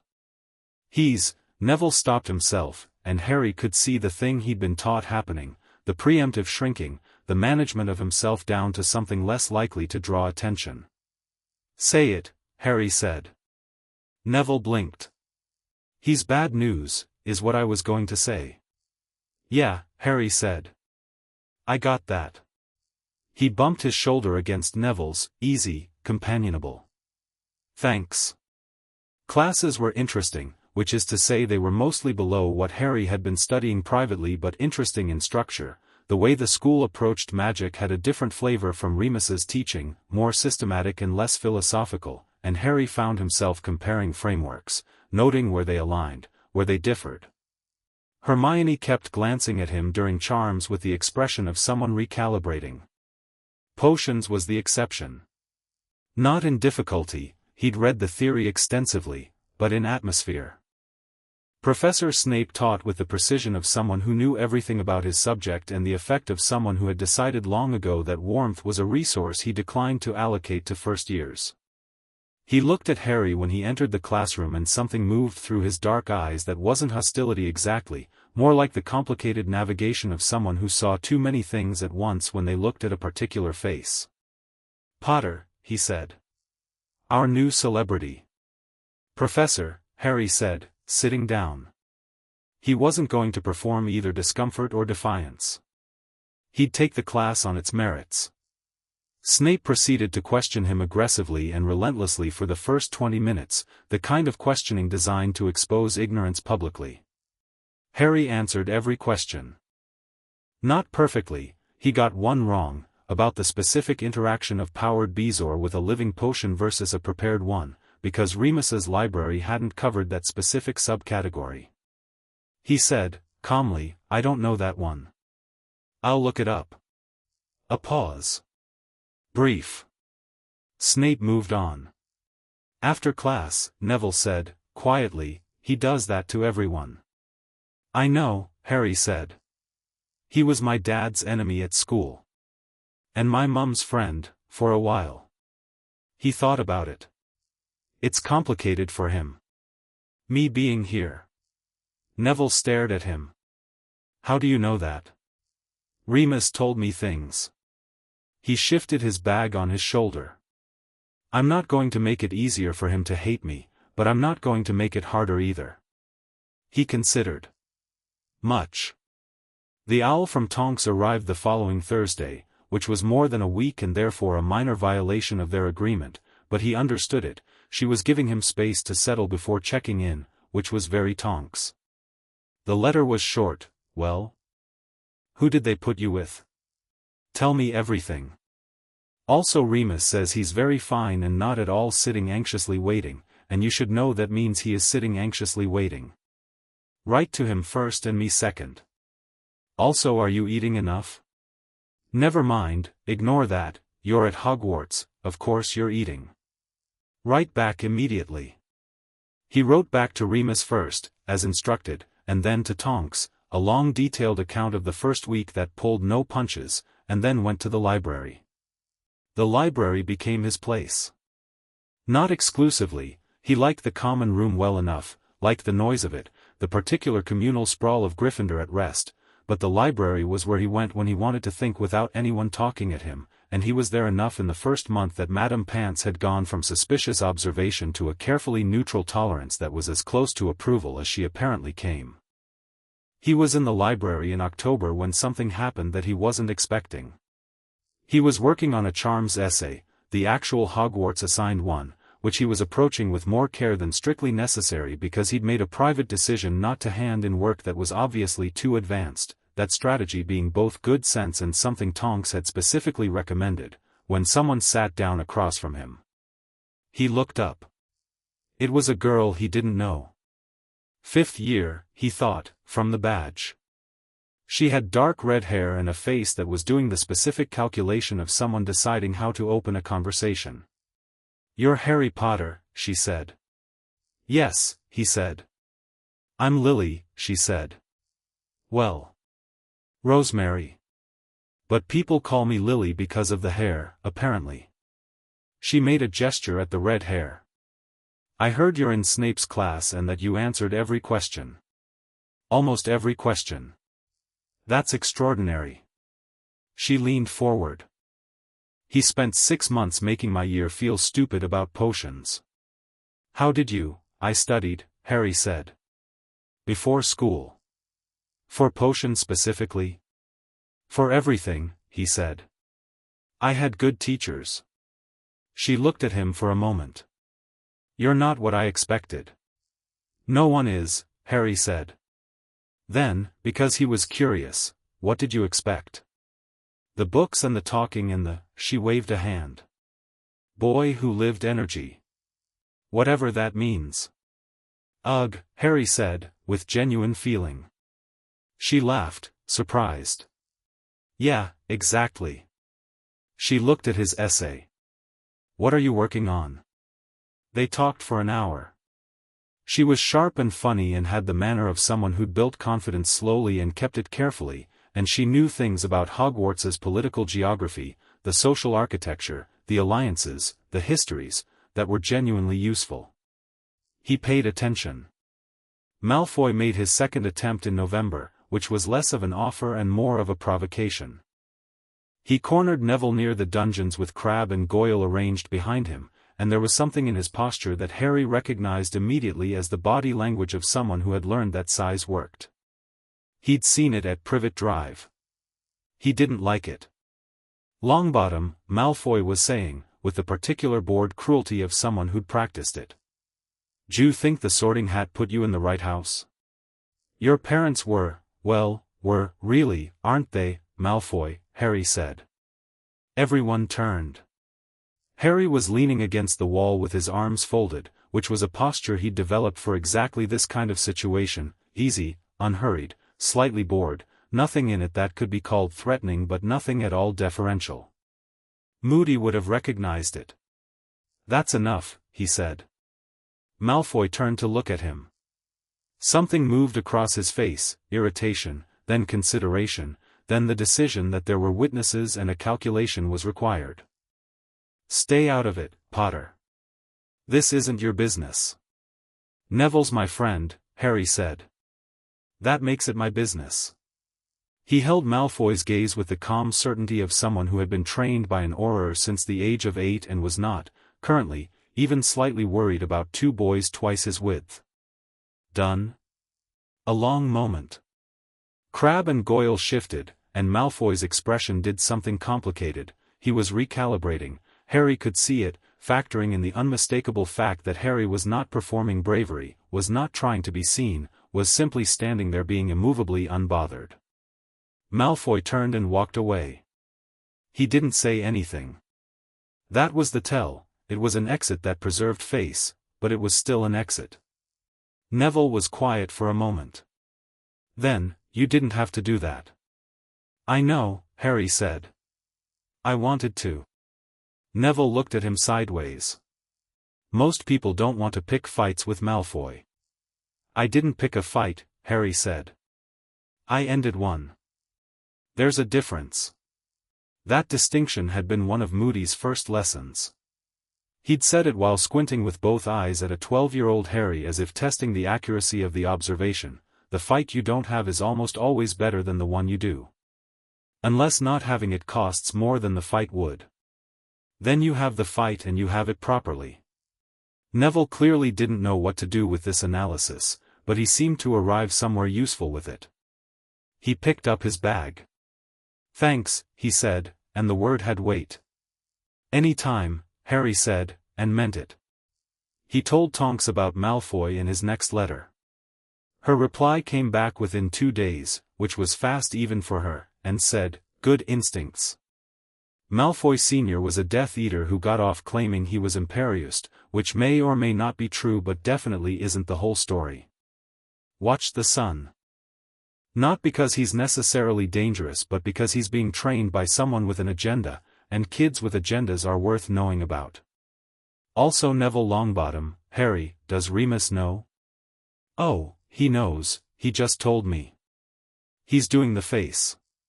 "You know the face." He knew the face. It was the face where Remus was feeling something large and complicated and was processing it privately and efficiently so that it wouldn't spill on anyone. He wrote Remus a separate letter about Neville. Short, just a few lines, "He's good. He's still figuring out what he's allowed to be. I think he'll get there." He paused, then added, "He looks a bit like his dad did in photographs. The ones you showed me." Remus's reply was also short, "Take care of him, if you can. Not because of obligation. Because he deserves it." And then, after a line break, your father would have liked you very much, Harry. I want you to know that. He folded that letter and put it in the inner pocket of his trunk where he kept things he was keeping. December arrived and with it the particular social pressure of Hogwarts near Christmas, a pressure Harry navigated mostly by ignoring it while being kind about the ignoring. He was going home for Christmas, obviously, that hadn't been a question, and Neville was going to his grandmother's, and Hermione was going to her parents', and the week before they left there was the particular warmth of people preparing to disperse, the intensified sweetness of friendship before a break. Professor Quirrell he had noticed from the beginning. There was something wrong about the man, not subtly wrong, obviously wrong in the way that a room is obviously slightly too cold even when you can't find the draft. He stuttered through defense against the dark arts with the consistency of someone performing a character rather than being one, and his eyes moved in patterns that didn't quite match what he was pretending to pay attention to. Harry watched him with the attention he'd been trained to apply to things that didn't add up. He mentioned it to Hermione in the library in November. She looked at him with the expression she wore when she was suppressing the instinct to dismiss something before she'd thought it through. Then she said, "You think something is actually wrong with him? Not just, awkward?" "I think there's someone hiding in his shadow," Harry said. This wasn't mystical, it was the outcome of Moody's situational awareness training, which boiled down to, when someone's behavior doesn't match the explanation they're giving you for it, the explanation is wrong. "I don't know what it means yet." Hermione sat with this for a moment. "The third-floor corridor," she said. "What about it?" "Dumbledore said at the start of term that it was off-limits. Which normally means there's something being kept there." She glanced at him. "I haven't tried to find out what." "I'm going to," Harry said. She looked at him with the expression that was becoming familiar, the one where she was experiencing a conflict between her instinct toward caution and her instinct toward knowing things. "I'll help," she said, like she was conceding a point. He went with Hermione and Neville on a Thursday night in early December, under a disillusionment charm that Tonks had taught him the previous summer, which was not a charm that was supposed to be in the first-year repertoire and which he extended wordlessly to cover all three of them, at which both Neville and Hermione went very still and then very impressed. The door on the third floor was locked with a charm a first year could open, which meant it was either poorly protected or protected by something else on the other side. Harry opened it, listened, heard breathing that was too large to be human, and pushed the door open an inch. A three-headed dog. Enormous, filling most of the room, currently asleep with all three heads down. Under one massive paw, a trapdoor. Harry looked at it for a long moment. Looked at the trapdoor. Looked at the dog. Then he pulled the door shut very carefully and they retreated down the corridor and around the corner and Neville said, in a near-silent whisper, "What was that?" "A Cerberus," Harry said. "Guard dog. 3 heads." Hermione pulled herself back to operational composure with visible effort. "Why is there a Cerberus in a school?" "It's guarding something," Harry said. "Something under that trapdoor." He thought about Quirrell. About the shadow. About the way the defense classroom sometimes felt marginally colder than it should. Something someone wants very badly. They went back to the common room and sat by the fire until well past midnight, working through it. Hermione had facts, always facts, an arsenal of facts, and Neville had the quiet careful reasoning of someone who thought things through from the side rather than head-on, and Harry had Moody's framework and years of being taught to look for what didn't fit. What didn't fit was Quirrell's panic that evening at the Halloween feast, which Harry now reassessed in the new context. A troll in the dungeon on the same night Quirrell had conveniently been the one to raise the alarm and then immediately fainted, which meant no one had checked whether Quirrell had gone directly back to checking on something elsewhere in the school. He was checking on it, Harry said. At Halloween. That's why the troll, it was a distraction. Hermione stared at him. Then, he's trying to get through to whatever's under the trapdoor. Or something is, through him, Harry said, thinking of the shadow. The wrongness. The cold. He wrote to Tonks the next morning. Not everything, not the Cerberus, that felt like something to handle carefully, but about Quirrell. About the wrongness. He wrote, "There is something wrong with the defense teacher. The kind of wrong I think you'd recognize. I'm watching it." Her reply came back in 3 days, "Harry.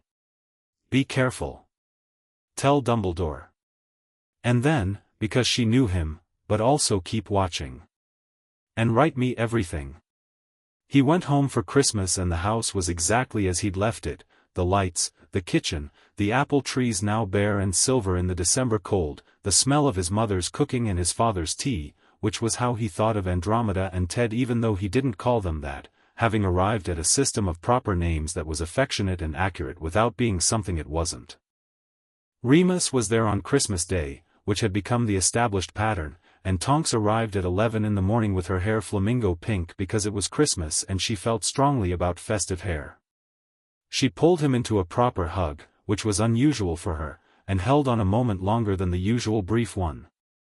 He felt the thread of the anchor warm between them, that constant familiar pulse, and he hugged back properly. "You're taller," she said. "You say that every time. Because you keep being taller." She let go and looked at him, and he knew what she was doing, the full check, Auror instinct, assessing. Whatever she found satisfied her. "Come tell me about this defense teacher." He told her everything over the course of Christmas Day, while they were cooking, while Remus and Ted were watching football, while Andromeda moved between rooms with the quiet orchestration of a woman who had a full house and liked it that way. Tonks listened with her whole attention, the kind she deployed for things that mattered, and at the end she was quiet for a moment. "You think it's him," she said. "Not a question." "I think there's something in Quirrell," Harry said. "Something that isn't Quirrell. And the only person I know of who was supposed to be gone but everyone worried wasn't entirely gone. Don't say his name in front of your Nan," Tonks said, which was her word for Andromeda. "Not today." She tapped her fingers on the counter. "Harry. If you're right." "I know what I'm right about," he said. "I don't know what to do with it yet."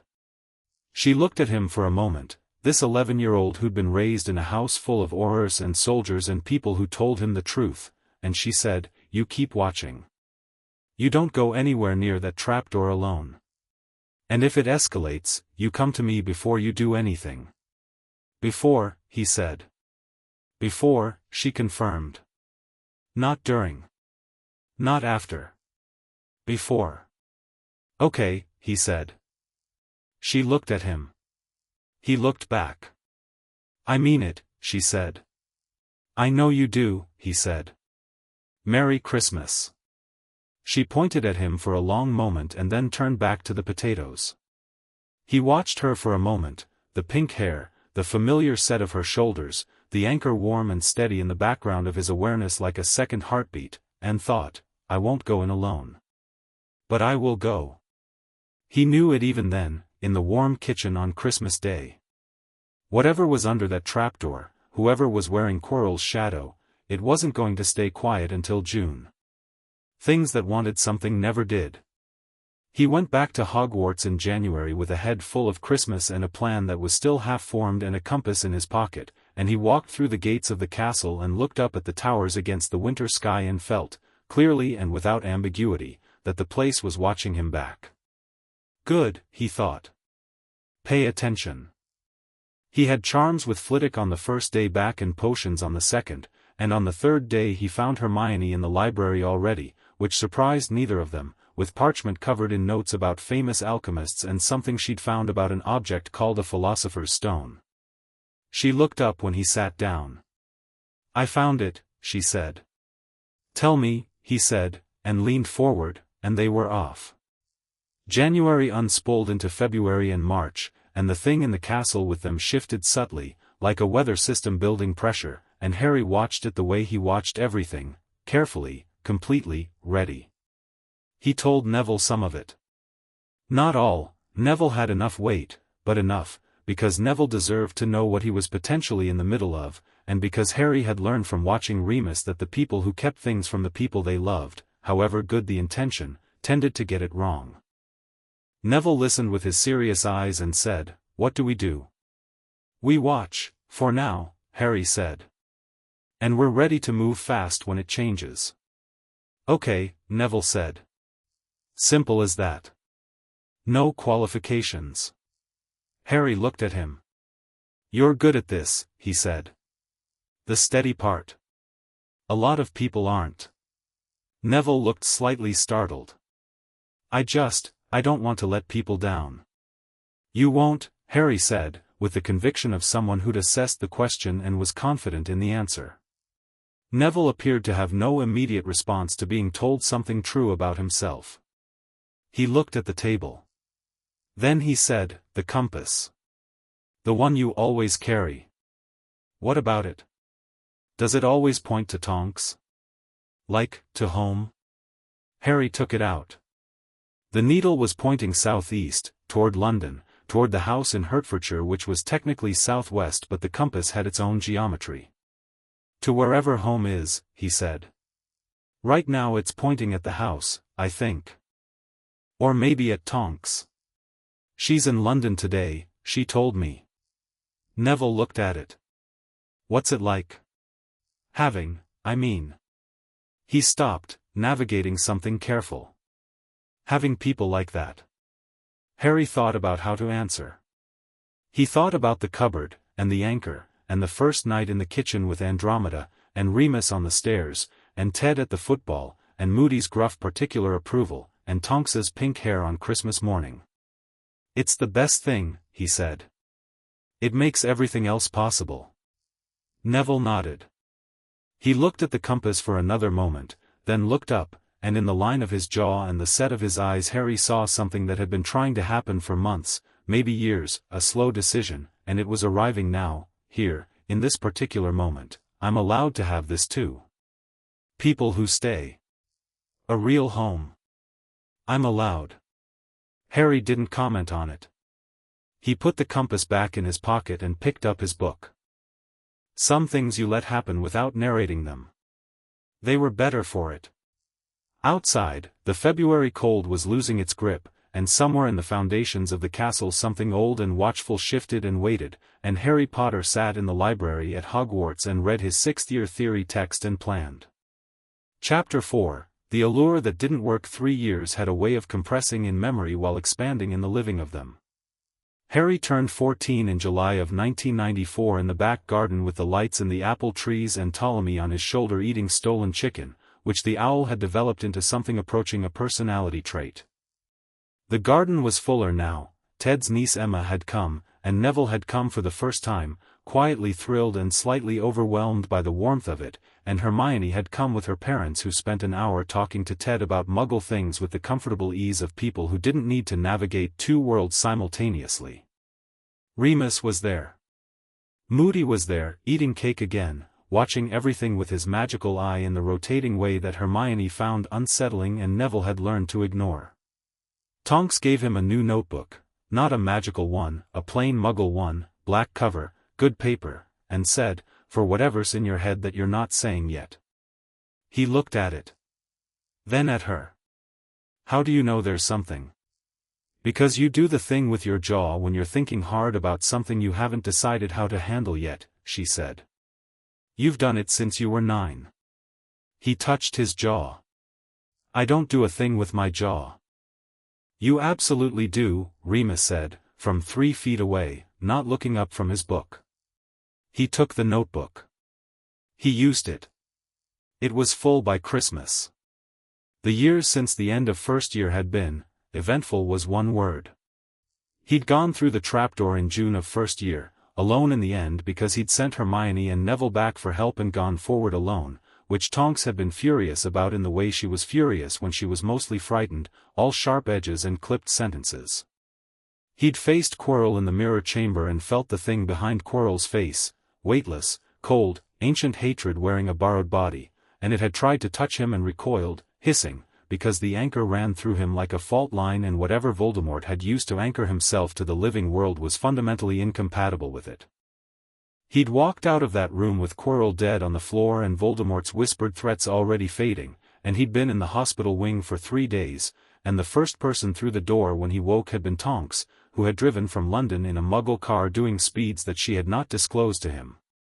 She'd sat on the edge of his bed and looked at him for a long moment and then said, with impressive restraint, "You said before." "I went before," he said. "I sent them back for help and then I went. It's technically compliant." "It is absolutely not technically compliant. I don't think Voldemort was going to wait for backup." She had then spent 30 seconds making her hair do colors in rapid succession, which was what it did when she was processing strong feelings without appropriate outlet. He had watched this respectfully. "Don't ever do that again," she'd said finally. "I won't go in alone if I have a better option," he said, which was genuinely the best he could promise, and she'd known it, and she'd accepted it, because she'd raised him and she knew what she'd built. Second year had been the chamber. Third year had been Sirius.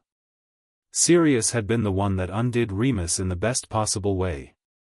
The case Tonks had built quietly over 2 years, the documents she'd filed, the request for formal review that she'd lodged under a departmental clause that almost no one used, it had all come together in third year when Sirius escaped Azkaban and the Ministry's panicked response had accidentally created the procedural opening she'd been waiting for.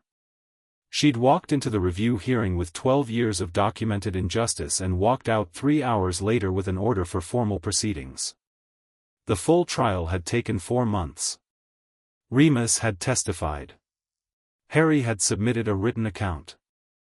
Dumbledore, to his credit, had testified on Sirius's behalf with the particular weight of Albus Dumbledore going on record, which was the one moment Harry had felt something shift in his assessment of the old man, not forgiveness, not yet, but the recognition that he was capable of trying to correct what he'd contributed to. Sirius Black had been freed in February of Harry's 3rd year. He'd been in Azkaban for 12 years for a crime he hadn't committed, and he'd come out of it thinned and strange and bright-eyed in the way of people who'd had to build a fire inside themselves just to stay warm, and Harry had met him in a solicitor's office in Diagon Alley with Remus beside him, and Sirius had looked at him across the room and gone very still. "James," he'd said, reflexively, and then corrected himself, blinking, "Sorry. You look so much like." "I know," Harry said. Remus says. "You all right?" Sirius had laughed, sudden and loud and cracked at the edges, and Remus had reached out and put a hand on his arm, and the crack healed slightly, just from that contact. "Not remotely," Sirius said. "Working on it." "Good enough," Harry said. They were cautious with each other for the first few months, feeling out the shape of something that didn't have a ready template, not father and son, not uncle and nephew exactly, more like 2 people who shared the weight of the same story and were working out what to do with that.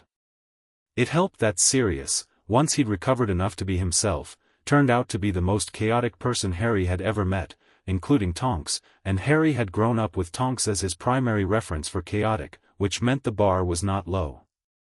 Tonks and Sirius, when they met properly, had immediately recognized each other as fundamentally the same species of human and had become something between allies and co-conspirators, which Remus observed with the expression of a man watching 2 weather systems converge and calculating likely damage. By Harry's 4th year, Sirius had a flat in London, was reconstructing himself with the stubborn patience of someone who understood that 12 years didn't unknot in months, and came to Hertfordshire every other Sunday.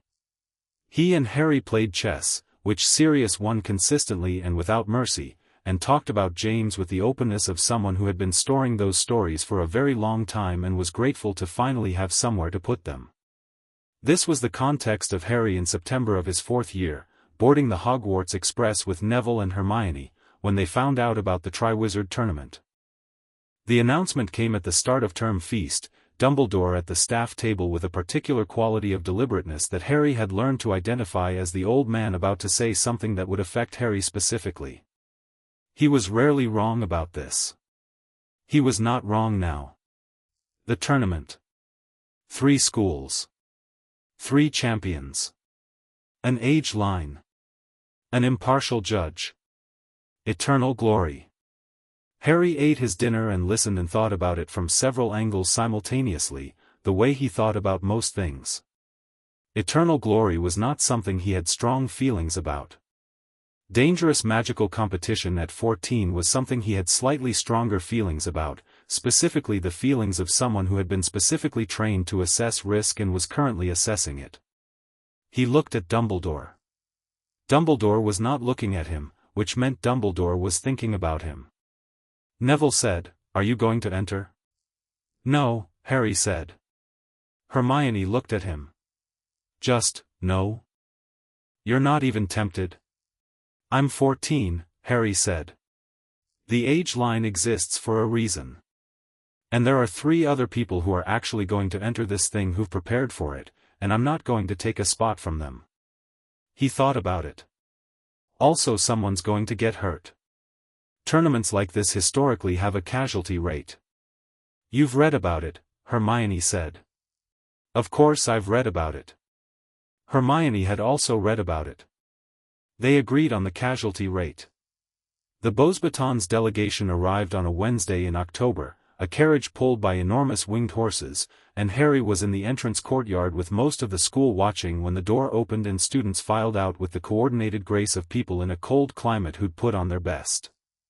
They were largely female, he noted, and largely very attractive, which he noted the way he noted most things, observed, filed, no particular response. She came out near the end of the delegation. He saw the reaction around him before he processed the source of it. The quality of attention in the crowd shifted, a collective breath held, released, held again, and boys near him went subtly loose in the face, the unfocused dreamy softening of Veela allure hitting a target. He'd read about Veela. He'd read about the allure specifically, which Tonks had cross-referenced for him after the conversation with Remus about the anchor, so he'd understand what the anchor protected him from. "You'll know it when you see it," she'd said. "Because you'll be the only person who isn't affected." She was right. He was the only person who wasn't affected. The girl was objectively beautiful, this he registered cleanly, without the allure, just eyes and a brain agreeing on a fact.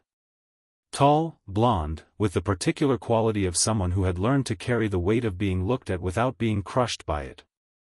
She moved through the courtyard with the composure of someone very used to people staring and very tired of it. She caught his eye because he was the only person in the courtyard looking at her face instead of through it. She paused. Not obviously, half a step, a fractional adjustment, and looked back at him with something that wasn't the response she was apparently expecting. His expression was interested but level, the way it was when he was looking at something he wanted to understand. Not reverent, not dazed, not performing indifference either. Just present. She looked away first. Moved on. But he caught it, the slight furrow between her brows, the micro-expression of someone recalibrating. Neville, beside him, said, with the distant quality of someone speaking through mist, "She's quite, Fleur Delacour," Harry said, having read the delegation list. "Quarter Veela." He glanced at Neville. "Are you all right?" "I think I might be," Neville blinked several times, hard, like surfacing. "Is this what Veela allure feels like?" "For you, apparently, yes." "It's very," she didn't even look at me. "It's not personal," Harry said. "It radiates. It's not directed." He watched the delegation moving through the doors. "She probably doesn't love it, actually." Neville turned to look at him properly. "You're not, at all?" "No." "Because of the anchor?" "I think so." He thought about what Remus had said, years ago, "He'll always know what's real." "It's not that I don't notice she's attractive. I just notice it like I'd notice anything. Without the pull." Neville processed this for a moment. "That must be very peaceful," he said. Harry considered. "I hadn't thought of it that way." The Durmstrang ship came up through the lake the following day, and the delegation that emerged was Victor Crumb, international Quidditch star, surrounded by students who had his same general air of purposeful competence worn slightly loosely, and Harry looked at Crumb with professional interest because anyone who could do what Crumb did on a broomstick was worth paying attention to from a technical standpoint. The champions were selected a week later. Cedric Diggory for Hogwarts, Fleur Delacour for Beauxbatons, Victor Crumb for Durmstrang. Harry was at the Gryffindor table when the goblet announced the 3 names and felt straightforwardly satisfied that it had worked out correctly and that he would be watching rather than participating. And then the goblet flared again and spat out a 4th piece of parchment, and Dumbledore said, very quietly, Harry Potter. He didn't stand up immediately. He sat and looked at the parchment, which McGonagall had crossed the hall to retrieve and was now holding with the expression of someone who had just discovered a structural problem in a building they'd been assured was sound. The hall was very quiet. That's my name, Harry said to Hermione, beside him. I know, she said, with her braced voice. I didn't put my name in. I know, she said again. He stood up and walked to the front of the hall, past the staff table where Dumbledore's expression was doing something complicated, past the Slytherin table where Malfoy looked equal parts gleeful and suspicious, and he took the parchment from McGonagall and looked at it. His name. His writing. Except it wasn't his writing, it was close but not exact. He knew his own handwriting better than most people did because he'd spent years developing it into something precise, and this had the shape right but not the weight of the pen. He said, loud enough to carry in the quiet hall, I didn't submit this. Dumbledore said, calmly, you are nonetheless bound by the goblet's selection. I understand the binding, Harry said. I'm establishing the record that I didn't enter voluntarily. He put the parchment on the staff table. Someone submitted this for me. That's worth knowing. He went to the champion's room. Cedric was already there, awkward with it. He was a good person. Harry had learned this through 3 years of sharing a school with him, and good people found it awkward to be in a situation where something unfair had happened to someone else and they were adjacent to it. I don't think you should have to do this, Cedric said. Neither do I, Harry said. But the goblet binds. So. He looked around the room, at the 3 champions who'd actually earned the selection, and then at the door when it opened and the heads of the 3 schools came in. Dumbledore, Madame Maxime, Karkaroff. 3 different flavors of concerned authority.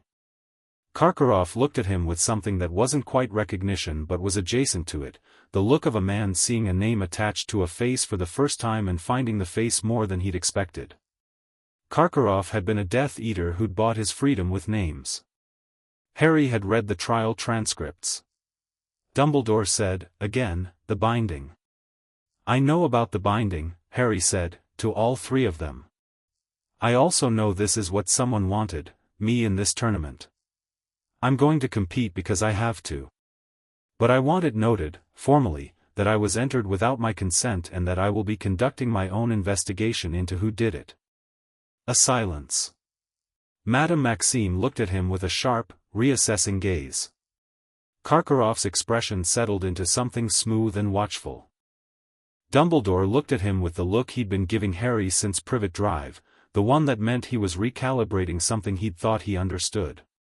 Harry took a seat, folded his hands on the table, and waited for the explanatory meeting to finish so he could go write the 2 letters he needed to write. One to Tonks. One to Sirius. Their responses arrived simultaneously the next morning, which suggested they'd been in contact. Tonks's said, absolutely not, which I know doesn't help, but I feel strongly. I'm looking into the binding. Sirius is yelling. Keep your head. Write me everything. Sirius's said, I'm coming up there. And then, in a second line, Tonks says I can't come up there. I disagree. I'm looking into the binding from here. Be careful. Don't trust Karkaroff. He'd already not been trusting Karkaroff. He wrote back to both of them and then went to Charms. He ran into Fleur Delacour on the path between the castle and the lake on a Tuesday afternoon, 3 days after the champion selection, when he was walking alone because he needed to think and thinking happened better when he was moving.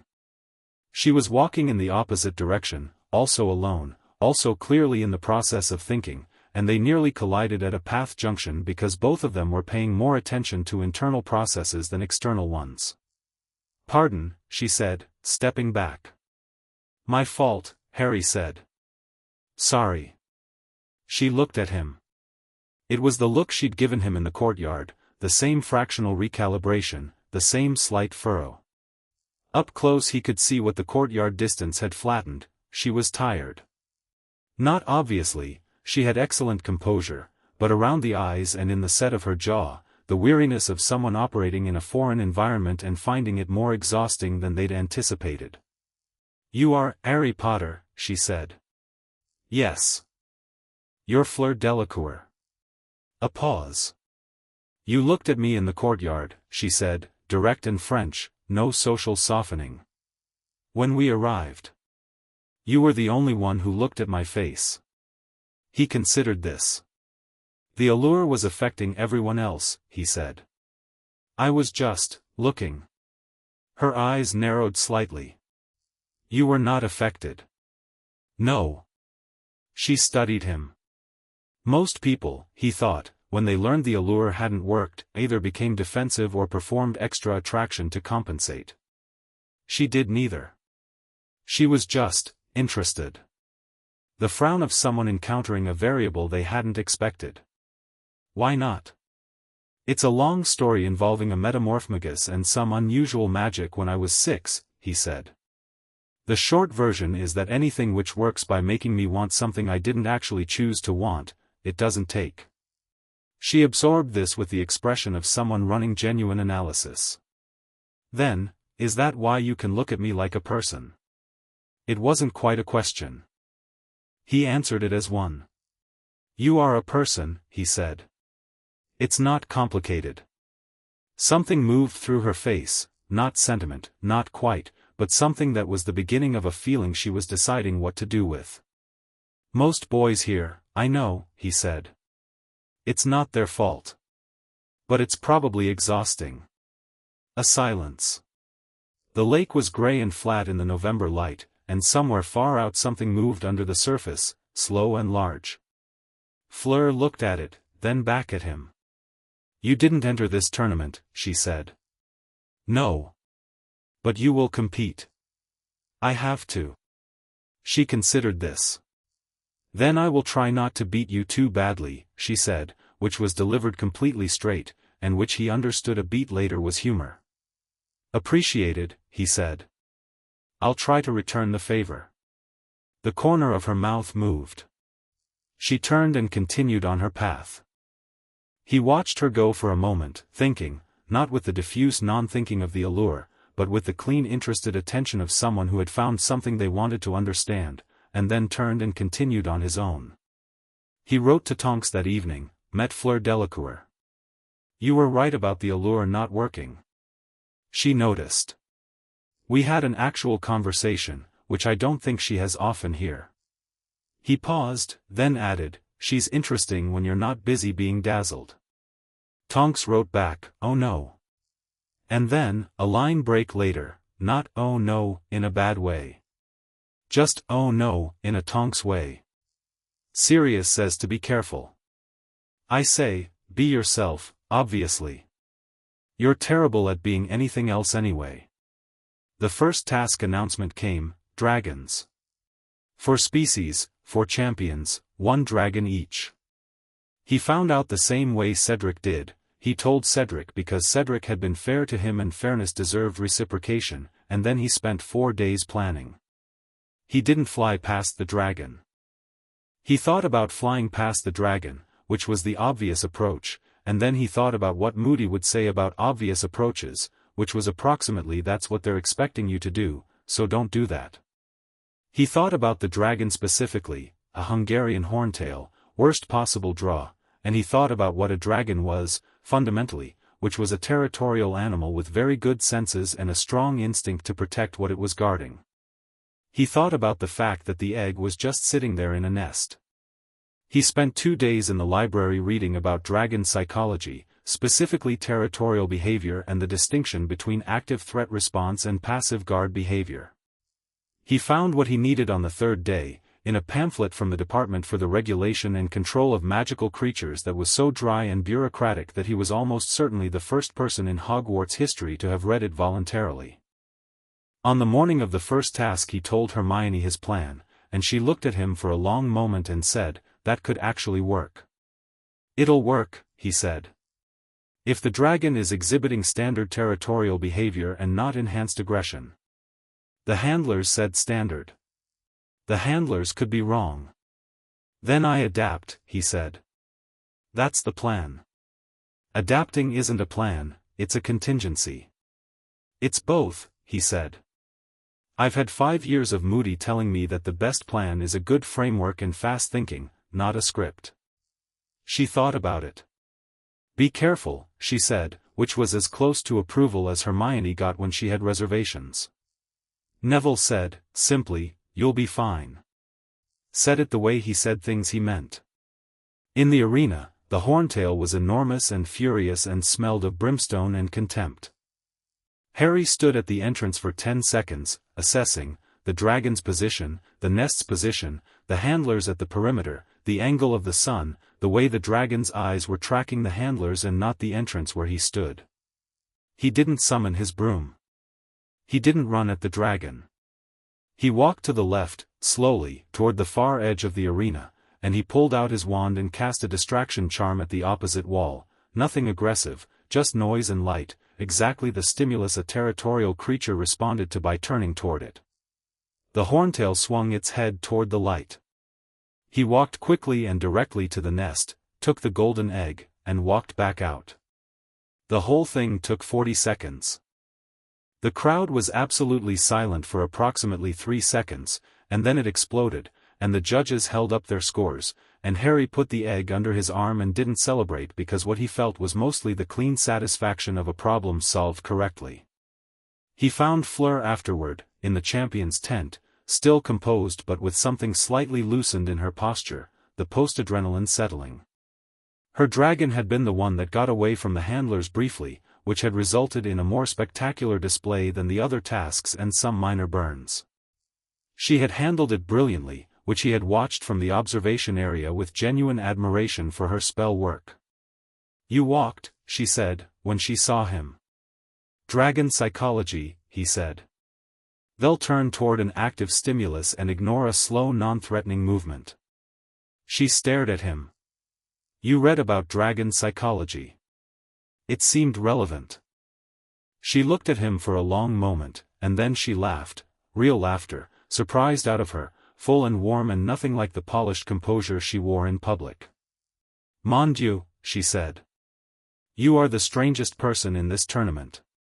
I'll take that, he said. They talked for an hour.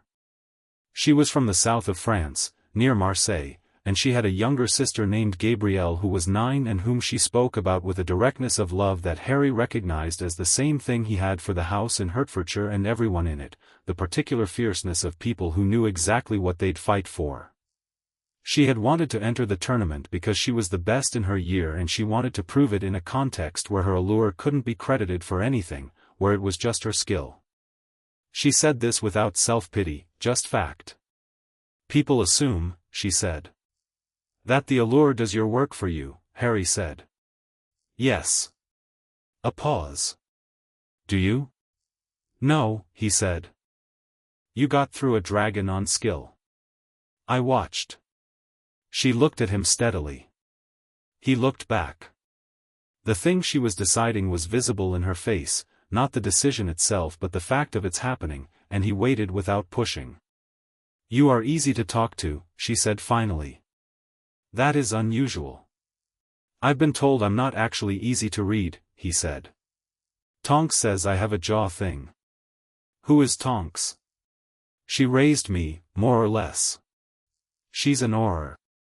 She's the reason I'm not currently under a Veela allure, technically. Fleur tilted her head. Tell me this story about the metamorphmagus and the unusual magic. He told her. She listened with her full attention, which was, he was learning, the way she did everything, completely or not at all. When he finished she was quiet for a moment. So you will always know what is real, she said. Yeah. She looked at her hands. I never know, she said quietly, if what people feel about me is real. If the warmth in a room is for me or for what I am. She looked up. You are perhaps the only person I have met where I know it is real. Because it cannot be anything else. He didn't have an immediate answer because the thing she'd said was true and simple and the kind of true and simple thing that deserved a moment. "That's it exactly," he said. "What I feel about something is always what I actually feel. No interference." He looked at her. "And for what it's worth, I think you're interesting." "That's just me thinking it." She looked at him for a long moment. Then she said, "I think you are also interesting." She stood, smoothing her robes, the composure settling back into place but not closing off this time, just worn more lightly. "The second task will be over water." "I'd already assumed," he said. She gave him a look that was assessment and something warmer and entirely unfiltered, and walked out. He sat in the tent for a moment after she left, thinking. Not about the tournament, about Fleur specifically, or not specifically about either, but about what it was like to be seen clearly by someone who was used to not being seen clearly at all, and how that worked in both directions simultaneously. She had looked at him and seen Harry and not the name, or the scar, or whatever else people usually overlaid on him. And he had looked at her and seen Fleur and not the allure. That was rarer than it should have been, for both of them. He thought that was worth something. He wrote to Tonks, "I think I have a friend. A Fleur-shaped one." He paused. "The tournament is fine. I'll tell you about the dragon. First though, I think someone put my name in because they wanted me in this thing. The binding holds and I compete, and I win if I can, but I'm more interested in who and why than in the tournament itself. Karkaroff is watching me in a way I don't like." Write back. She wrote back inside 24 hours, "Karkaroff was in contact with someone this summer according to an open Auror file I may have looked at more aggressively than is strictly authorized. Can't tell you more here. Be careful at the second task. Also dragon psychology, Harry, I love you. Moody is going to be insufferably smug when I tell him. You know how he gets." Moody, he reflected, was going to be exactly as smug as he deserved to be. He spent November and December preparing for the second task and watching Karkaroff watch him. Karkaroff was afraid. He had the specific body language of someone operating under threat, the careful economy of movement of someone who knew they were being observed by something that meant them harm. Harry knew that body language from Privet Drive, from his early memories, from the years of training that had taught him to read it. Karkaroff was afraid because the dark mark on his arm was burning again, which meant Voldemort was getting stronger, which Harry had already known from the persistent cold at the back of his neck that had been building since September. He was going to need to tell Tonks soon. Not the suspicion, the certainty. But first, the second task. Something taken, something to recover, 1 hour below the lake. He figured out the clue in the egg in January, with Hermione's help and Neville's sudden surprising contribution of gillyweed, which Neville found in Sprout's notes on magical aquatic adaptation and which he presented with the quiet satisfaction of someone who had been useful in exactly the right way. "Neville," Hermione said, in the tone she used when she was genuinely impressed. "That's brilliant." Neville went red and tried not to look pleased. "I've been reading ahead in herbology," he said. Harry looked at him. "You just solved the problem." "Oh," Neville said. He thought about it. "Oh. I did, didn't I?" The day of the second task, Harry went into the lake and retrieved what had been taken from him, Neville, which he had not expected and which made him feel things he didn't have time to feel at the bottom of a lake, and swam back, and when he surfaced and Neville was sputtering next to him and said, with enormous indignity, "I was breathing down there, they could have left me longer," Harry laughed so hard he nearly went under again. He came in second. Fleur came in fourth because she couldn't reach her sister through the Grindylows. He found her at the lake's edge, pale and shaking with post-water cold and something that looked close to despair, and he said, "Gabrielle's fine. She's right there," pointing to where the Beauxbatons headmistress had the small girl wrapped in a blanket. Fleur looked. The exhale she made was the sound of something enormous letting go. She turned to him and said, "Thank you," and it was the most direct thing she'd ever said to him, stripped of all composure, just the raw true feeling of it. "She was fine," he said. She was never not fine. It was a test, not, I know, Fleur said. Thank you anyway. They stood at the lake's edge in their wet clothes in the March cold, and Gabrielle, from her blanket, looked over at Harry with enormous serious eyes and said, in careful English, "You are Harry Potter?" "Yes," he said. "Fleur told me about you," Gabrielle said, with the absolute candor of 9-year-olds. "She says you are very strange, but in a good way." Harry looked at Fleur. Fleur had gone the specific color of someone who had not authorized that particular information disclosure. "That's the nicest thing anyone said about me," he told Gabrielle. "We are going back to France after the third task," Gabrielle said. "Fleur says she will write to you." "I didn't say," Fleur started. "You did," Gabrielle said. "Last Tuesday." Harry bit down on the smile. "I'll write back," he told Gabrielle. The third task was the maze. He went in knowing the maze was the last piece of something, feeling the shape of the trap that had been set from the beginning with a clarity that came from months of watching and thinking. Someone had put him in this tournament. Someone had been moving pieces all year. The maze was the end game.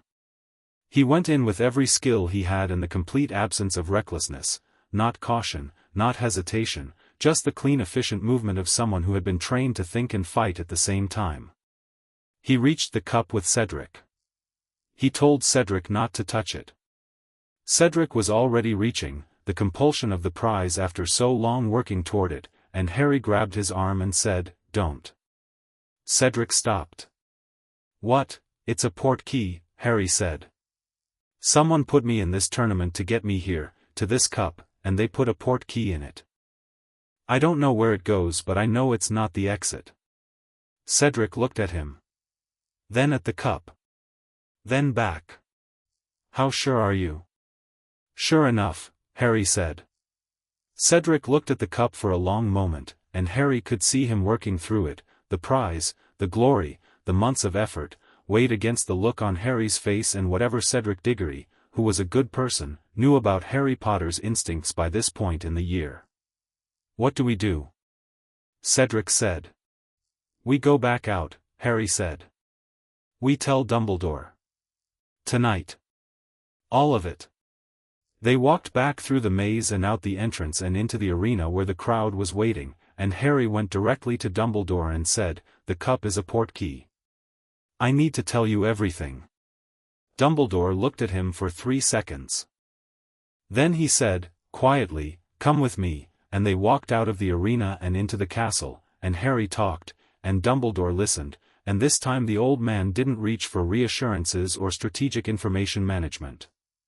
He listened all the way through, and when Harry finished Dumbledore said, "I believe you," and Harry heard in that the thing that had been absent from a lot of their previous interactions, the genuine undefended acknowledgement of a truth about a situation Dumbledore had managed badly. "Someone at this school helped," Harry said. "I know," Dumbledore said. "I think I know who." He looked at Harry with the full weight of the look that made people feel extremely visible. "Thank you for coming to me." "I said I would," Harry said. "When I had something worth coming to you with." The year unraveled from there. The Death Eater at the heart of it, Barty Crouch Jr., impersonating Moody, a revelation that made Tonks's response letter consist entirely of capital letters for the first paragraph, was found, exposed, arrested. The real Moody was freed from a trunk and was, upon liberation, primarily furious rather than traumatized, which everyone considered a good sign. The tournament ended. Cedric won, fair and properly, and Harry clapped for him with genuine warmth and Neville clapped so hard his hands went red. On the last evening before the Beauxbatons delegation departed, Fleur found him near the lake at sunset with Ptolemy on his shoulder and a notebook open on his knee. "Writing something," she said, sitting down next to him without preamble, in the manner of someone who had decided that approach was no longer necessary. "Thinking on paper," he said. She leaned slightly to see the page, a habit she had, he'd noticed. She wanted to know things, and he angled it toward her because he didn't have secrets from people he trusted, and he'd decided, sometime around February, that he trusted Fleur.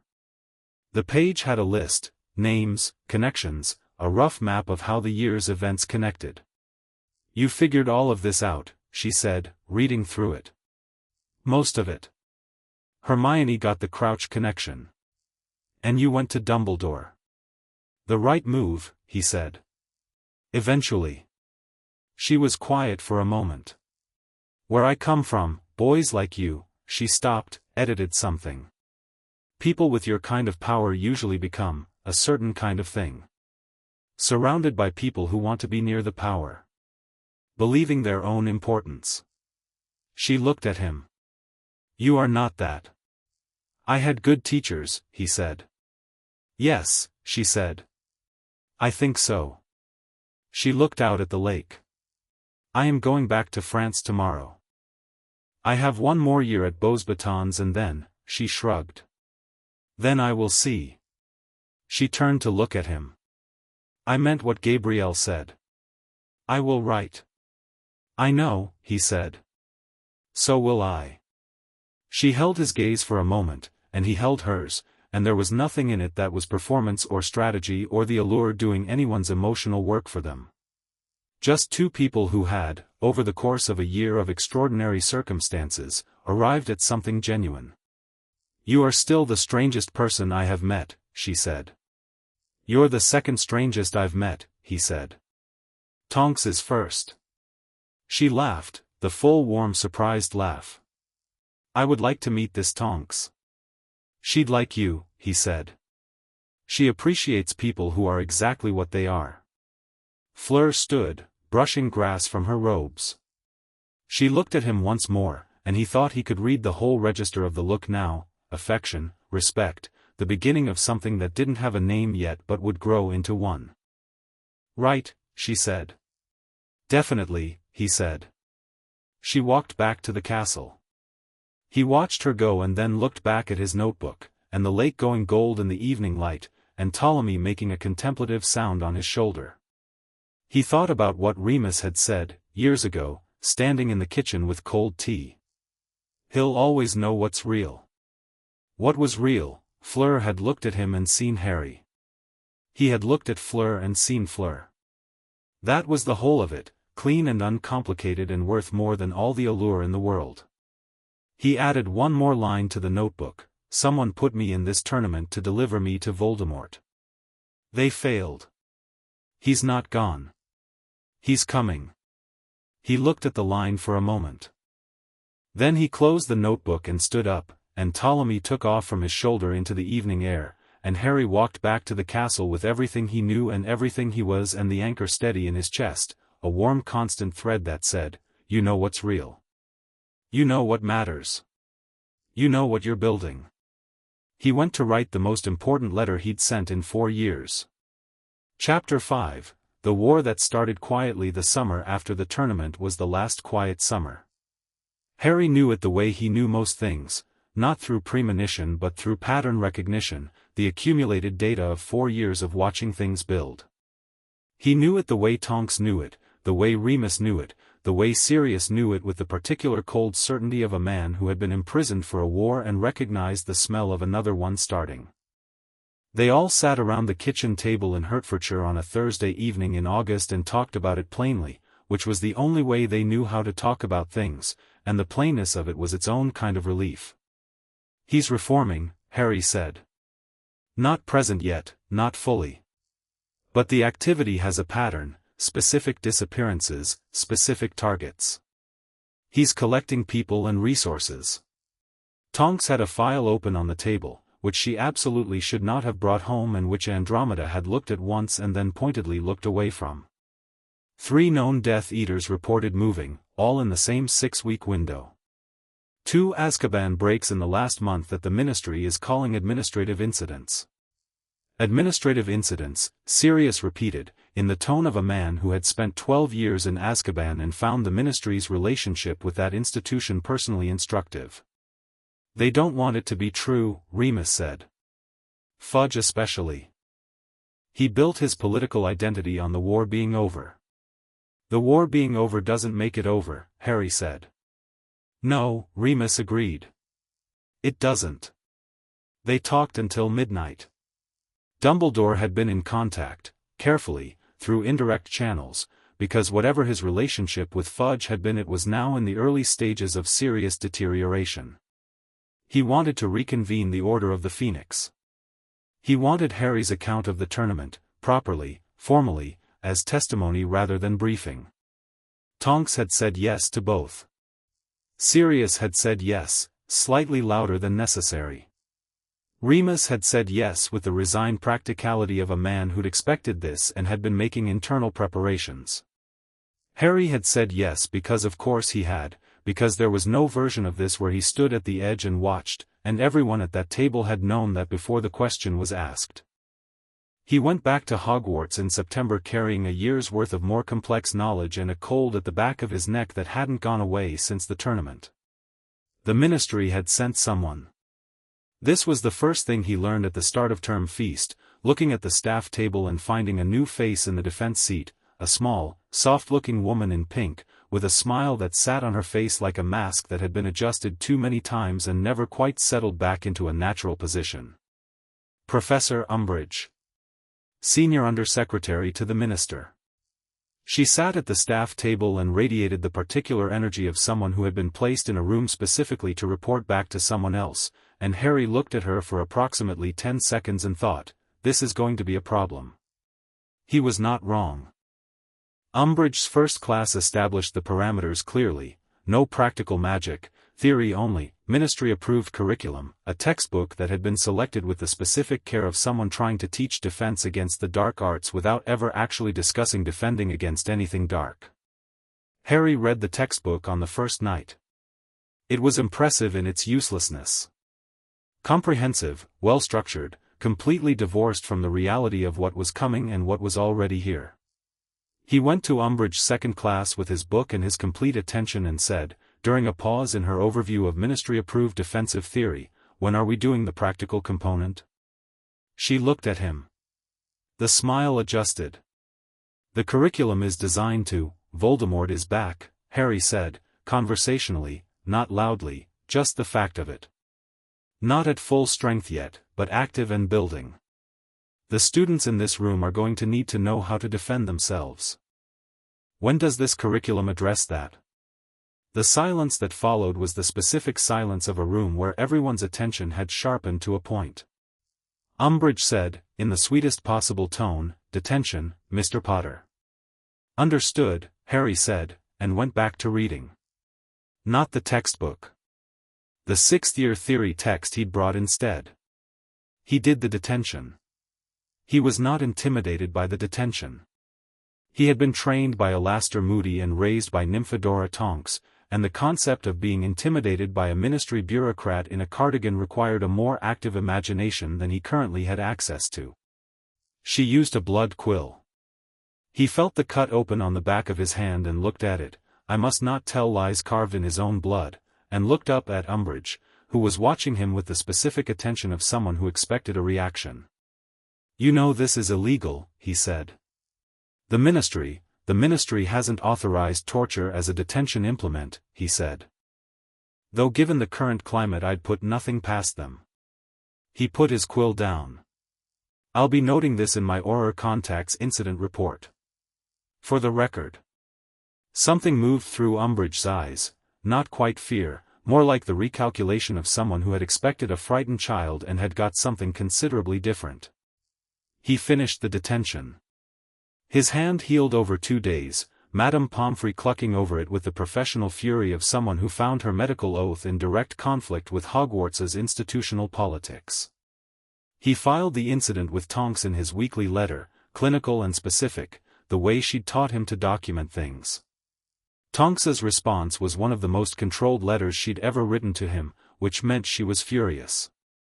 "Document everything. Every detention, every incident, the exact wording of everything," she says. "I'm escalating this to the order. And then, because she was Tonks, also I want to come up there and have a word. Remus says I can't. I'm considering overruling him. He says to tell you he's proud of how you handled it. So am I. Don't let her have the satisfaction." He didn't let her have the satisfaction. Hermione came to him in October with the idea for the DA, which was very Hermione. She had observed the same problems he had and reached the same conclusions and arrived at a solution, which he found was frequently how working with Hermione went. She already had a list of names. He read the list and added two. "You've been thinking about this," he said. "Since September," she admitted. "But I waited because I wasn't sure you'd want to be the one running it." "I don't especially want to run it," he said. "But I'm the most qualified person available, so." "You're genuinely the most qualified person in this school for this," Hermione said, with the matter-of-fact certainty she used for things that were simply true. "Including most of the staff." "You know that." He did know that, had known it since third year when he'd demonstrated a nonverbal Patronus in the midst of a practical lesson that had made Lupin blink twice in rapid succession. He didn't advertise it because it wasn't relevant most of the time.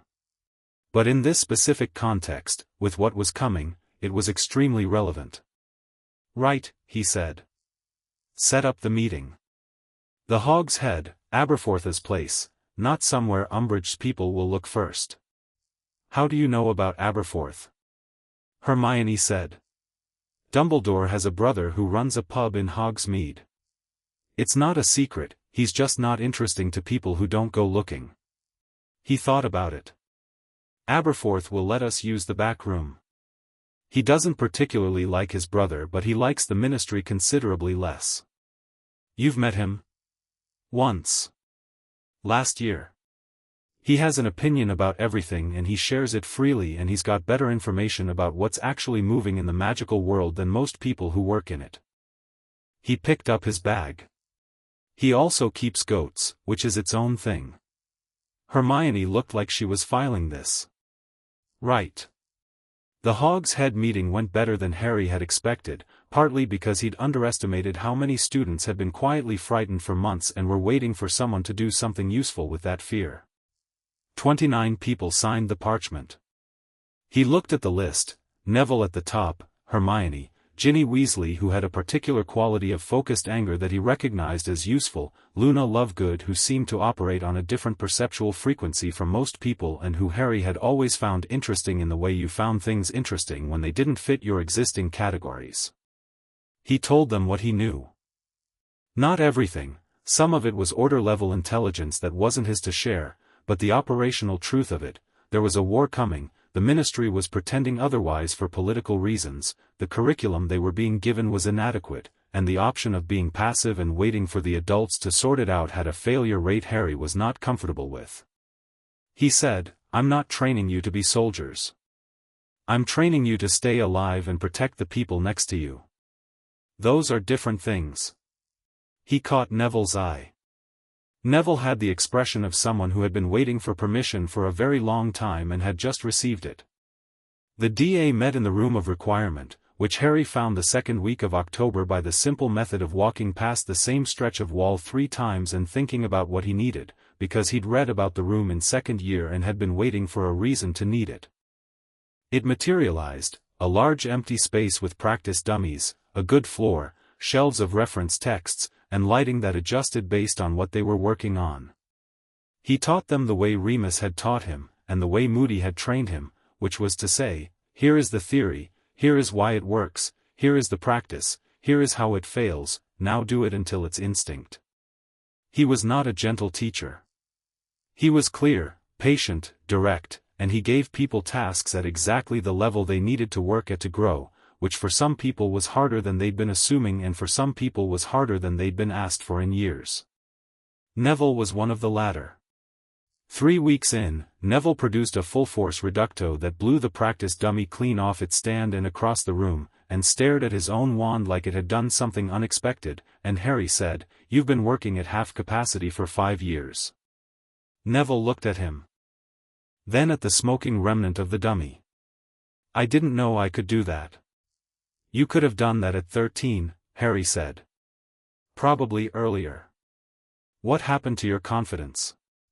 A pause. Neville said, carefully, "My gran always said I wasn't as good as my parents." Harry looked at him.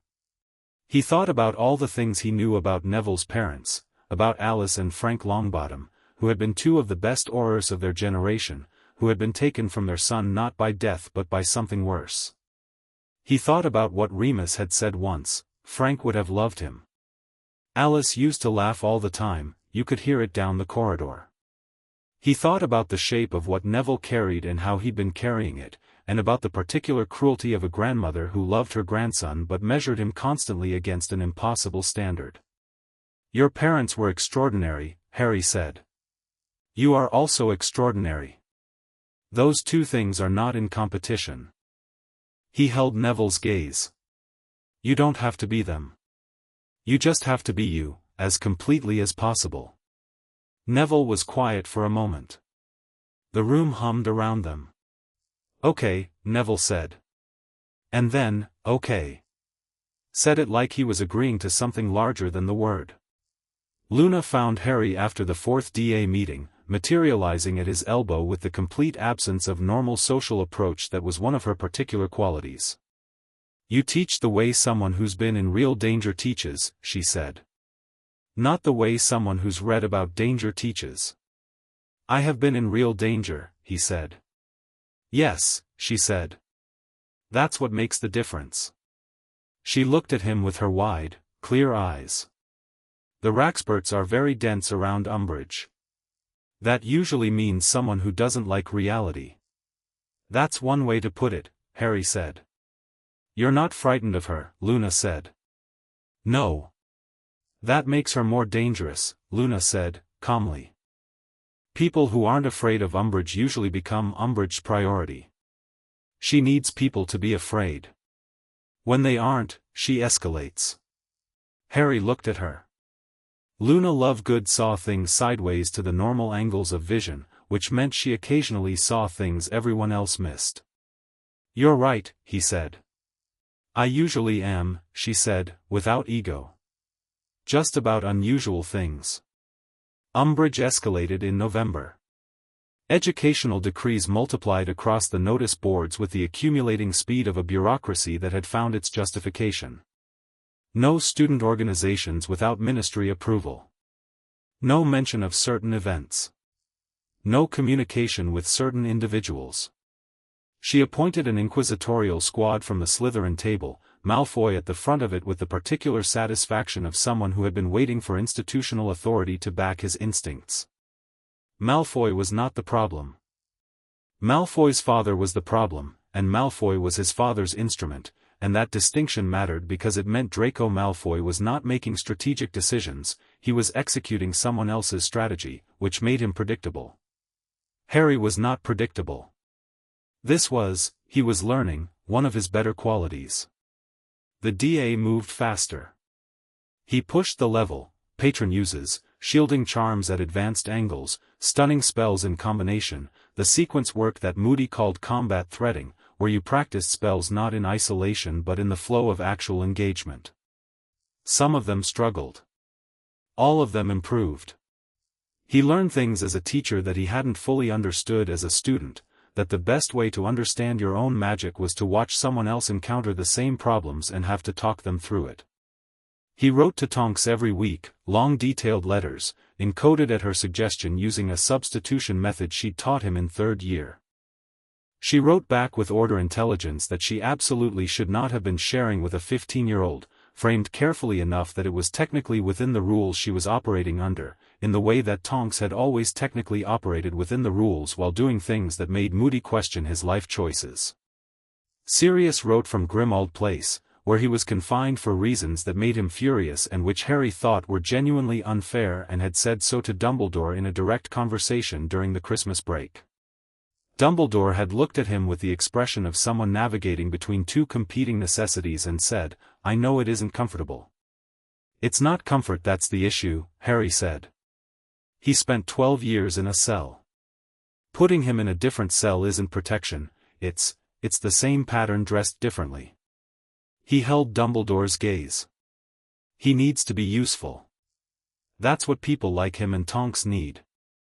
Give him something to do. Dumbledore was quiet for a moment. You are 15 years old, he said, and this time there was no condescension in it, just what sounded like genuine wonder. I know, Harry said. I've been paying attention for a long time. Sirius got 3 assignments in January, nothing field level but substantive enough to matter, and his letters improved immediately in tone, still difficult, still carrying the weight of 12 years that couldn't be undone, but purposeful. The difference between someone sitting with their grief and someone sitting with their grief and something useful to do with their hands. He told Tonks. She said, I noticed. Thank you. 3 words, and he could hear the whole weight of what they meant. February brought Umbridge's most significant escalation, the High Inquisitor role, the observation of classes, the systematic humiliation of staff who couldn't or wouldn't meet her standards. Harry watched Trelawney's dismissal from the front steps with the rest of the school, watched Dumbledore descend the steps and take Trelawney's boxes with the quiet dignity of a man choosing his ground, and thought about what that scene was actually made of, not kindness, not grandeur, but the specific act of one person standing between another person and the thing that was trying to crush them. That was the whole of it, really. Everything came down to that. He had a dream in March that wasn't a dream. He'd had them before, fragments, impressions, the particular quality of a connection he'd never fully understood, something running between him and Voldemort like a wire that he'd learned to identify and manage. But this one was specific and directional and hit him hard enough to wake him at 3 in the morning with his scar burning and a cold certainty settling into his chest. The Department of Mysteries. His godfather. Danger. He sat up in bed in the dark Gryffindor dormitory and put both hands flat on his knees and breathed through it the way Tonks had taught him to breathe through things he needed to think about before acting on, 4 counts in, 4 counts out, until the urgency was still urgent but not loud enough to drown the thinking. He went to the fireplace in the Gryffindor common room, flu powder in hand, and called Sirius. Sirius's face appeared in the green flames looking alert in the way of someone who didn't sleep deeply anymore. Harry? I saw you in the Department of Mysteries. In a dream. Voldemort showed it to me. He kept his voice level and quiet. Is it real? Are you there? Sirius said, immediately, I'm at Grimmauld Place. I'm fine. He leaned closer to the fire. Harry. You need to tell me exactly what you saw. He described it. Sirius listened without interrupting, and Harry watched his face go through the sequence, recognition, alarm, controlled calculation, and when Harry finished Sirius said, that's the Hall of Prophecy. And I'm not there, which means, it's a trap, Harry said. Yes, Sirius said. He knows about the connection, Harry said. He knows I'll come for the people I love. He sat back. He used Quirrell to understand how I work. He's been thinking about me for 4 years. He knows that's the angle. Sirius looked at him for a long moment. You're 15, he said, and it had the same quality as when Dumbledore said it, not diminishment, just the repeated, slightly baffled acknowledgement of something that didn't quite fit the expected dimensions of 15. I know, Harry said. Can you get word to Tonks? Tonight? Already planning it, Sirius said. Harry. Don't go to the Department of Mysteries. Not without backup, Harry said. Not at all, Sirius said. Let's say not without backup, Harry said. A silence. Sirius looked at him through the flames with the expression of a man recognizing that he was having an argument he was not going to win and deciding how to be useful instead of right. Then take the right backup, he said finally. Yeah, Harry said. I know exactly who. He talked to Hermione the next morning, then Neville, then Ginny and Luna together because they were increasingly inseparable and Harry had long since stopped trying to separate things that worked well together. He didn't go to Umbridge. He didn't go to most of the staff. He went to McGonagall, who listened to his account of the dream vision with the sharpness of someone assembling information at high speed, and said, I'll contact the Order. This needs to be verified before we do anything, Harry agreed. But it needs to be verified fast. McGonagall looked at him with something that was her particular version of Dumbledore's expression, that adjustment, that recalibration. She had known him for 4 years, had watched him grow up in her house, and she still sometimes looked at him as if he were a sentence she was reading in a language she mostly knew. "I'll send word immediately," she said. The verification took 4 hours, which was 4 hours of Harry doing nothing with his hands, which was extremely difficult, and Neville sitting next to him in the common room saying nothing but being specifically, usefully present. When the word came back it was Hermione, running, slightly out of breath. "Order confirmed. Grimmauld Place is fine, no one's at the department." "It's a trap, like you thought." Harry nodded. Let out a breath. "But," Hermione said. He looked at her. She had her thinking face on, the one that meant she'd been working something harder than the immediate problem. "There's a prophecy," she said carefully. "About you. In the Hall of Prophecy. I found a reference to it in a restricted text last term and I've been sitting on it." He stared at her. "You found a reference to a prophecy about me and sat on it." "For 3 months," she said, and she had the expression of someone who had been arguing with herself about this decision and had now stopped because the relevant moment had arrived. "I wasn't sure how to bring it up. And I wasn't sure knowing would help more than it would hurt." He looked at her for a long moment. "Tell me now." She told him what she'd found, not the prophecy itself, which was presumably still on the shelf in the Department of Mysteries where Harry was not going to go without backup, but the reference, the shape of it, the way it had apparently shaped Voldemort's actions since before Harry was born. He sat with it. The cold certainty he'd been carrying since the tournament adjusted slightly, finding a new configuration around the information. He thought about Dumbledore and chess pieces and the question he'd asked at 6 years old, "Is that why he left me here?" And he thought about the difference between a prophecy that determined the future and a prophecy that described it, which was a distinction Remus had made clear in a theory lesson 3 years ago without knowing why it mattered. "Does it change anything?" Neville asked quietly, from the armchair. Harry thought about it honestly. "Not really," he said. "I was always going to see this through. The prophecy just explains why he keeps coming back." He looked at the fire. "It doesn't tell me how to win. It just tells me it's mine to finish." "Or his," Hermione said, carefully. "Or his," Harry agreed. "But I know the difference between a description of possibility and a predetermined outcome." He looked at Hermione. "Did Dumbledore know you'd found this?" "I don't think so." "He should know I know," Harry said. "He was going to tell me eventually. Better now." He stood up. "I'll write to him tonight." He wrote the letter. It was 6 paragraphs, direct and specific, and it ended with, "I don't need to be protected from information about my own life. I need to be equipped to make good decisions with it. I think that's what you've been working toward. I'm asking you to trust that it's worked." He folded it, gave it to Ptolemy, and sent it. Dumbledore's reply came the next morning, a single page in his distinctive hand, and it was the most honest thing the old man had ever written to Harry. Not hedged, not strategic, just the plain account of a man who had made decisions he believed were right and was looking at the cost of them without flinching. He explained the prophecy in full. He explained the Horcruxes, not all of them, but enough, the first true disclosure of the depth of what they were actually facing. He said, "I should have told you sooner. I was wrong not to." Harry read the letter twice. Sat with it.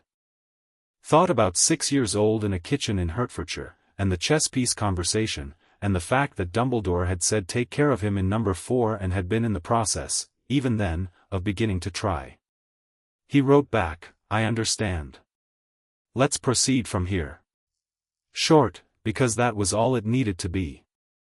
Tonks appeared at Hogwarts on a Saturday in April, in her official Auror capacity and therefore technically with the authority to be there, and Harry met her in the corridor outside the defense classroom where Umbridge's latest decree was pinned to the wall, and Tonks looked at the decree and then at Harry's hand, which had healed but still carried the faint white lines of the blood quill, and her face did the thing it did when she was looking at something that had hurt him, not falling apart. About it, just the clean acknowledgement of it, the registration of a fact that mattered. "I've filed 3 complaints," she said. "I know," he said. "I saw the copies you sent. The ministry keeps closing them." "I know that too." He looked at her. "She's more useful in place for now than removed. She's Fudge's eyes here, and while she's looking at me she's telling us what Fudge is afraid of." Tonks looked at him. "You're using her as an intelligence asset."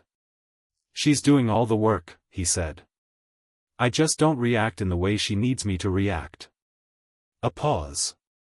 "Moody is going to be so smug," she said. "He's always smug," Harry said.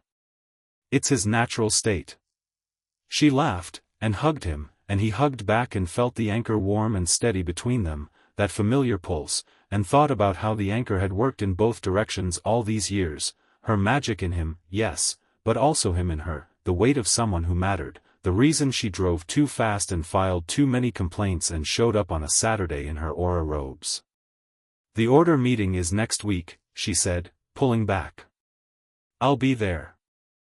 "Dumbledore's going to. I've already talked to Dumbledore," Harry said. "We sorted it." She stared. "You sorted it?" "We had a correspondence," he said. "It was productive." She made the face she made when she was experiencing several emotions simultaneously and hadn't yet decided which one to lead with. "When?" she said. "How long has this been?" "March," he said. "I wrote him in March." "And you didn't tell me?" "I was working out whether it was worth the full report," he said. "It was. So now I'm reporting." She stared at him for another moment and then said, "Right. Okay. The order meeting." The order meeting was in the kitchen at Grimmauld Place, which Harry had been to before, which still smelled of old black family history and Sirius's determined attempts to live in it against its nature. He sat at the long table between Remus and Sirius, which was where he always sat, and looked around the table at the people who had decided that this was their war to fight: Tonks, Mad-Eye, Kingsley Shacklebolt, who had the calm assessing quality of a very good Auror, Arthur Weasley, a cluster of others he knew less well but had assessed over previous meetings. Dumbledore was at the head of the table, and for the first time since Harry had been attending these meetings the old man looked at him without any evident management of the look, no strategic overlay, no calculated warmth, just Albus Dumbledore looking at Harry Potter as what he actually was, which was a person who needed the full truth and had earned it and was going to use it well. Harry presented his assessment of Voldemort's activity, the pattern, the targets, the timeline. He was concise and specific and didn't editorialize, and he caught Tonks watching him with the expression she had when she was proud of something and was waiting for the right moment to say so, and Moody watching him with his magical eye at the angle that meant satisfactory performance, which was as close to enthusiastic endorsement as Moody came. He talked about Umbridge and what she was actually doing, and the way to handle it, and why public confrontation was less useful than documentation and patience. He talked about the students he was training and what they were capable of. He talked about the prophecy with the directness of someone who had decided that the only way to work with information was to use it, not carry it. "You know everything," Dumbledore said. "I know everything you've told me and most of what you haven't yet," Harry said. "I'm working on the gaps." A silence around the table. Sirius said, "He's always been like this," with the fond bafflement of someone who still occasionally needed to say it out loud. "He's extraordinary," Remus said, simply. Harry looked at both of them and then at Tonks, who was looking at him with the expression she'd had since Privet Drive, the one that lived at the intersection of fierce and loving and unbothered by anything that might try to argue with it. He'd been looking at that expression for 9 years. He knew every version of it. He knew what it had built in him. He'd always known that, too. "Right," Tonks said, brisk and warm. "So, what are we doing about Umbridge?" What they did about Umbridge was nothing dramatic, which was the correct choice and one of the harder ones. They documented. They waited. They let her overextend, which she was doing with increasing energy as her need for control intensified in proportion to the things she couldn't control, primarily Harry, who remained consistently underwhelming as a target because he refused to be frightened, and the growing evidence of Voldemort's activity that the Ministry could only ignore by working very hard at it. She caught the DA in May. Harry had known it was coming, Marietta Edgecombe's betrayal, visible in her behavior 3 days before it happened, the particular quality of someone who had made a decision they were trying not to think about too hard. He had, in the 3 days, moved the DA's most sensitive work, burned the sign in parchment, and spent one meeting doing nothing but practicing basic shielding, which looked entirely innocuous and which meant that when Umbridge arrived with her inquisitorial squad and her smug triumph, what she found was 29 students with excellent shield charms. She found no parchment, no contraband, nothing actionable. She found Harry Potter sitting on a practice mat watching her with the calm patience of someone who had been expecting this visit and had tidied up first. The fury on Umbridge's face was, Harry thought, one of the more satisfying things he'd seen in 5th year. Dumbledore, when Umbridge escalated and tried to have him arrested, walked out of his own office past the Ministry officials with the serenity of a man who had made this calculation and was entirely comfortable with the outcome. He caught Harry's eye on the way out, and Harry, from the corridor where he'd watched the whole thing, raised one hand briefly in acknowledgement. Dumbledore acknowledged back. Then he was gone and Umbridge was headmistress of Hogwarts, which lasted 6 weeks and changed the quality of the castle in a way that made everyone slightly sick, the pink spreading through offices and corridors like a rash, the rules accumulating, the inquisitorial squad moving through hallways with borrowed authority wearing on their faces. The DA kept meeting. Umbridge could close student organizations. She could not close the Room of Requirement, which she couldn't find because she didn't know how to look and she wasn't someone who thought there were rooms she couldn't find. Harry turned up to the last DA meeting of the year with a specific set of spells he hadn't taught yet and said, "Everything we've done so far has been defensive and reactive. Tonight we're doing offensive work. Not because I want you to be in fights. Because I want you to know you can win them." He watched them process that. He watched Neville's jaw set with the particular resolution that had been building for 2 years, the decision that had been arriving since a grey February afternoon. He watched Hermione's expression go from the instinctive hesitation toward the acknowledgement that Harry was right about the necessity. He watched Ginny's eyes go sharp and ready, Luna's expression settle into its particular calm clarity. "Why tonight specifically?" Ginny asked. "Because I think it's the last meeting we have before this year ends one way or another," Harry said. "And I want you ready." He taught them. All of it, everything he had, every piece of Moody's framework that he could fit into 3 hours. He was a good teacher and he knew it because the room responded to him, not because they were deferring, but because they could tell he knew what he was doing and that what he was doing mattered, and that combination was what made people want to learn. When the session ended, Neville was the last one left. He was standing in the middle of the room with his wand at his side, looking at his hands. "What is it?" Harry said. "I'm ready," Neville said. It came out sounding surprised. "I know," Harry said. "No, I mean," Neville looked up. "I've been coming here every week because I knew it was right and because you asked me to, and I kept waiting to feel ready and I never quite did, and tonight he stopped. "Tonight I do." Harry looked at him. This was what the DA had been for, distilled down to its simplest form, not tactics, not spells, not the technical architecture of defense. This. One person arriving at the knowledge of their own capability. "Your parents would be proud," Harry said.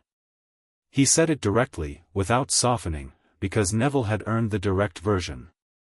"I know that's been said before in ways that were meant to make you feel the gap. I mean it the other way. They were extraordinary people, and you're becoming extraordinary, and those are separate facts that happen to coexist." Neville was quiet for a long moment. Then he nodded, once, and that was enough. The year moved toward its end. Umbridge fell, dramatically, completely, in a way that Harry had not arranged but had not been surprised by, the centaurs of the Forbidden Forest having their own opinions about ministry officials on their territory, opinions they expressed with considerable directness. Dumbledore returned. The school exhaled. And then there was one more night to get through. One more thing that had been waiting all year. He sat in the Gryffindor common room the night before the end-of-year feast, compass in his pocket, Ptolemy on the chair back, Hermione asleep over a book 2 chairs over, Neville at the window looking at the grounds, and he thought about what came next. Not next year, not the final shape of things, just next, the immediate next, the step that was in front of him. He thought about Tonks, who had driven from London in a Muggle car going unconscionable speeds because she was afraid for him. He thought about Remus, who had shown up at a kitchen table with cold tea because someone had needed him to. He thought about Sirius, who had survived 12 years of a prison that broke people and come out the other side still himself, still able to laugh, still capable of love.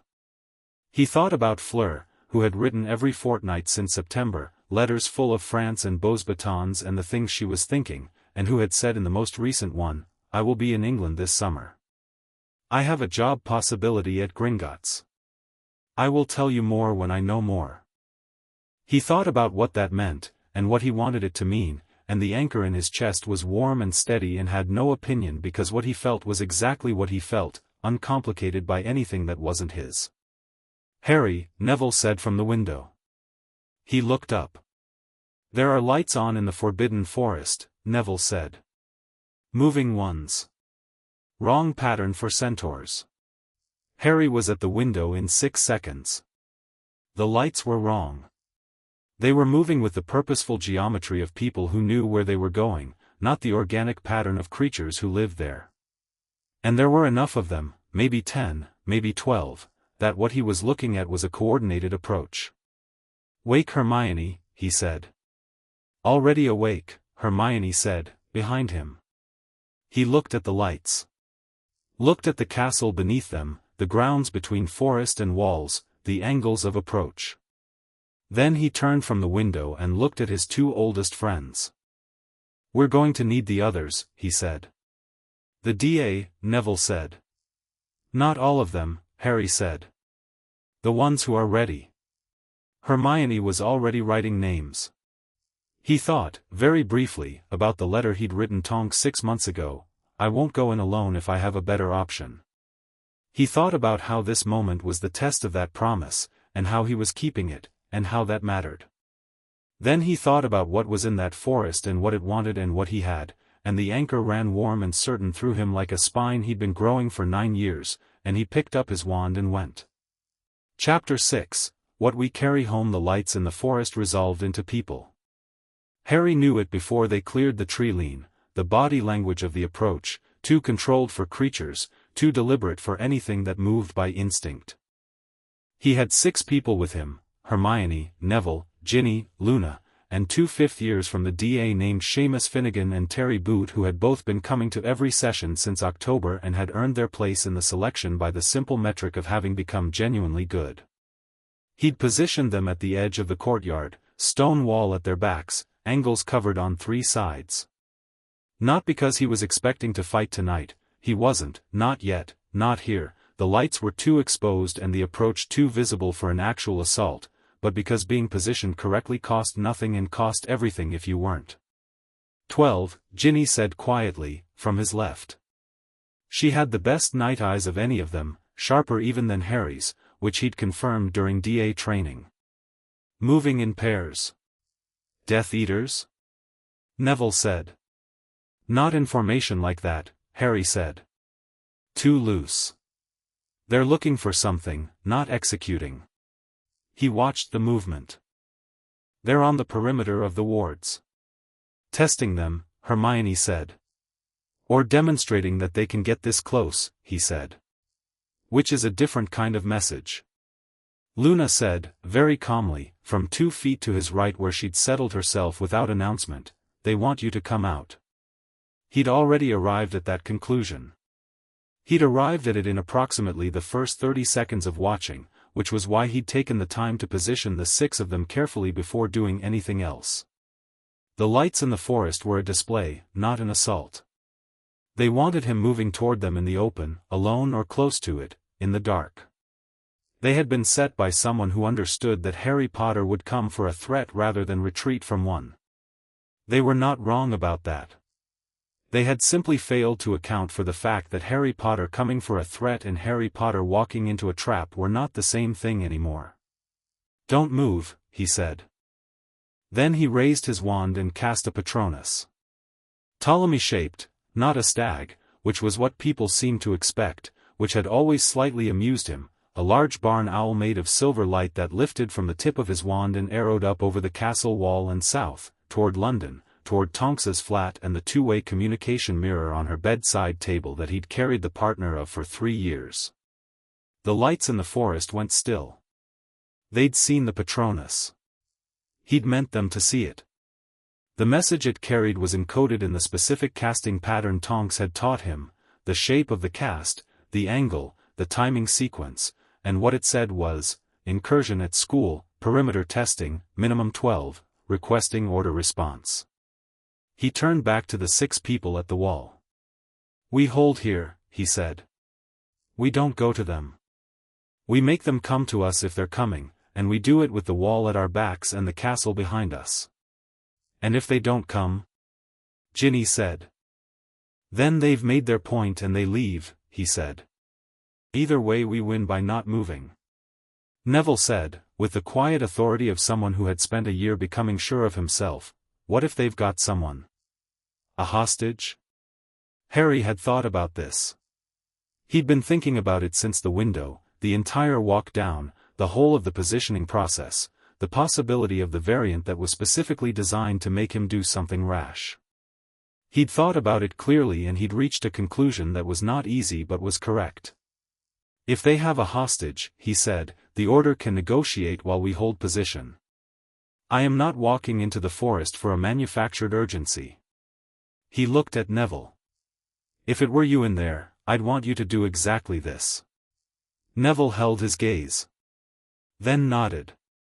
"I know," Neville said. "I was checking you'd thought it through." "I had," Harry said. The lights in the forest began moving again. Not toward the castle, laterally, tracking along the perimeter. Testing the shape of the wards, Harry thought, mapping their structure. This was intelligence gathering, patient and deliberate, and patience and deliberation had Voldemort's fingerprints all over them more than reckless assault did. The Death Eaters who acted without strategy were the ones who'd been caught over the past 2 years, and whoever was running this operation had noticed. Tonks arrived in 18 minutes. She came over the wall with Kingsley and Remus and 3 other Order members, silent and fast, and dropped into the courtyard next to Harry with her wand already out and her hair, instinctively, automatically, the dark brown of someone trying not to be seen. 12, Harry said, before she could ask. Perimeter testing. No direct approach yet. She looked at the forest. Looked at him, the full check, the assessment, and moved on. Kingsley, take east. Remus, go wide left, I want them boxed if they move toward the gate. She was operational now, the warm voice of home replaced with the Auror voice, clipped and certain. Harry, you and yours hold the courtyard. Already doing that, he said. She looked at him sideways. Good. And then, briefly, warmly, entirely Tonks, nice Patronus casting. I knew what you meant before it was 3 feet from your wand. I practiced, he said. I know you practiced. She moved toward the wall. Stay here. You said stay here, Harry said. I heard you. She gave him a look over her shoulder that said she wasn't entirely fooled by his cooperation, then went. What followed was 25 minutes of precise, quiet Auror work that Harry watched from the courtyard with professional attention. Tonks and Kingsley moved like people who had practiced exactly this, covering angles, communicating in the wordless signals of partners who'd worked together long enough that speech was a redundancy. Remus went wide and disappeared into the left dark and was simply gone, which was its own particular skill, a man who'd been moving quietly in a world that found him inconvenient for a very long time. The Death Eaters at the perimeter did not come in. When they realized the response was coordinated and fast and they were being boxed, they disapparated, one by one, in the sequence of people executing a planned withdrawal.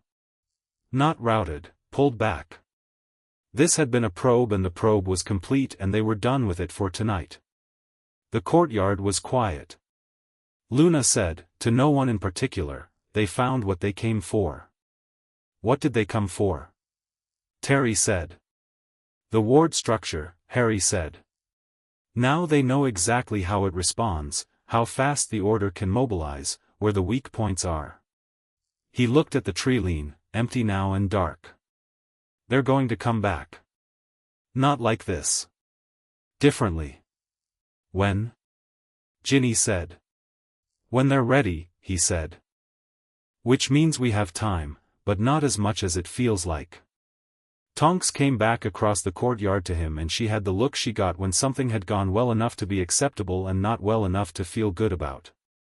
We got one, she said. Junior Rosier. He'll be processed tonight, see what he gives us. She looked at the 6 students with him. You held position. You told me to, Harry said. Yes, she said. I did. She looked at him for a moment with the look that was all the way back to Privet Drive, that fierce and unbothered look. You sent the Patronus first. Of course I did. Before you did anything. Yes. She nodded once, slowly, like she was confirming something she'd already believed. Right, she said. Inside. All of you. She looked at the 6 students. Especially you lot. Go to bed. They went. Neville paused at Harry's shoulder on the way past and said, very quietly, I told you, which Harry interpreted correctly as a reference to the conversation about being ready, and which he answered with a look and a slight nod before Neville moved on. Harry was the last one through the door. He stopped in the doorway and looked back at the tree one more time, dark, quiet, giving nothing away. Then he went inside. He didn't sleep particularly well, which he'd anticipated, and used the hours productively in the way he'd learned to use them since 3rd year, thinking, specifically, about the Horcruxes. About what Dumbledore had told him, the pieces, the shape of it. He'd been working through it since March, the way he worked through everything, from the outside in, looking for the structural logic underneath the details, and the structural logic had a shape he could nearly see. He wrote 3 pages in the black notebook Tonks had given him. Not conclusions, questions, which was often more useful. What he needed to know. What he didn't know he needed to know yet. The geography of his ignorance, which Remus had told him once was the most important map you could make. In the morning he went to Dumbledore's office. Not to the gargoyle and the password performance, he'd been past the formality of that since 4th year, when Dumbledore had given him a direct access passphrase that the gargoyle recognized. He went up, knocked, waited for the door to open, and sat down across from the old man, who was behind his desk with the expression of someone who had not slept either and had been expecting this visit. Last night, Harry said. Yes, Dumbledore said. Kingsley's report arrived an hour ago. They were mapping the wards. He put the notebook on the desk, open to the 3 pages. I've been working through the Horcrux problem. I think I have the shape of it. He waited while Dumbledore read. Watched the old man's expression move through its careful sequence. When he looked up, his eyes were very bright. You've identified 4 of the 6, he said. I'm guessing on the snake, Harry said. That's more instinct than evidence. And the last one, he stopped. The last one, Dumbledore said, quietly. Harry held his gaze. Tell me. A long silence. Dumbledore looked at the notebook, then at Harry, then at his hands, and this was the version of the conversation Harry had been anticipating for months, the one where the full weight of it arrived, the last piece, the thing he'd been circling without quite completing the circle. You were not the intended Horcrux, Dumbledore said. It was an accident of the night's particular magic, the rebounded curse, the nature of a soul so fragmented that a piece attached to the nearest living vessel rather than the intended object. He met Harry's eyes. But a piece of Voldemort's soul has lived in you since you were 15 months old. Harry looked at him. He felt the information land, settle, find its position in the architecture of everything else he knew. He ran it against the anchor, tested it, instinctively, the way the anchor worked, checking if this was a manufactured feeling or a real one, and what he felt was cold. Clear. Not destroyed by it, not undone. Just cold. "I'd need to die," he said. "That piece of him would need to be destroyed," Dumbledore said, carefully. "Those are the same thing," Harry said. He kept his voice level because level was what this moment required. At least they would be without a specific solution. "Do you have one?" "I've been working on one for 3 years," Dumbledore said. "The killing curse, in specific conditions, destroys only what it's aimed at, not the host, if the host has sufficient magical protection and the curse is not cast in malice toward the host but toward the fragment." He paused. "The night your mother died, her sacrifice created a magical protection that has lived in your blood since then. The same magic that made Privet Drive safe." He paused again, longer. "The same magic, perhaps, that allowed a Metamorphmagus' anchor to take hold in you at all." Harry sat with this for a long moment. He thought about Lily Potter and the specific choice she'd made in the dark of a Halloween night, and what it had made, and what it had made possible. He thought about the anchor, warm, constant, running through him for 9 years, and the way it worked, the way it said this is real, this is what you actually are, no substitution accepted. He thought about what Dumbledore was saying, which was, the protection your mother built and the anchor Tonks said are both made of the same stuff. Love that didn't calculate, didn't strategize. Love that simply stood between and refused to move. "You're saying I'd survive it," Harry said. "I believe so," Dumbledore said. "I cannot be certain. Magic of this depth has variables I cannot fully account for." He held Harry's gaze. "I will not ask you to walk into that. I will never ask you to walk into that." "I know," Harry said. "I'm not asking you for permission. I'm asking for every piece of information you have so I can make a decision when the time comes." Dumbledore looked at him.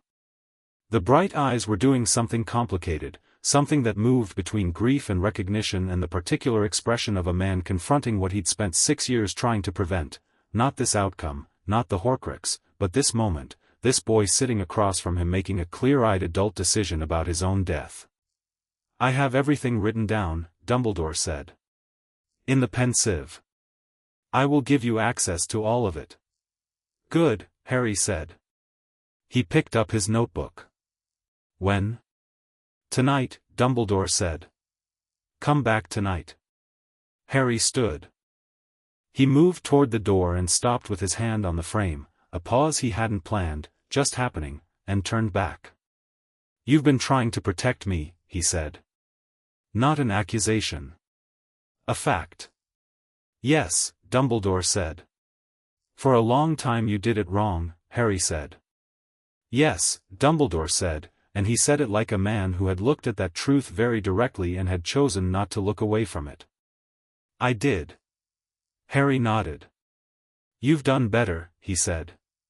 "These last 2 years. I want you to know I've noticed." He left before the old man could respond, because the conversation had completed and some things were better finished cleanly. He went to the Ollery and wrote a letter and attached it to Ptolemy's leg. Not to Tonks this time. To Sirius. "I know everything now. We need to talk before the end of term. Bring Tonks and Remus. I'll be home in a week. Love, Harry."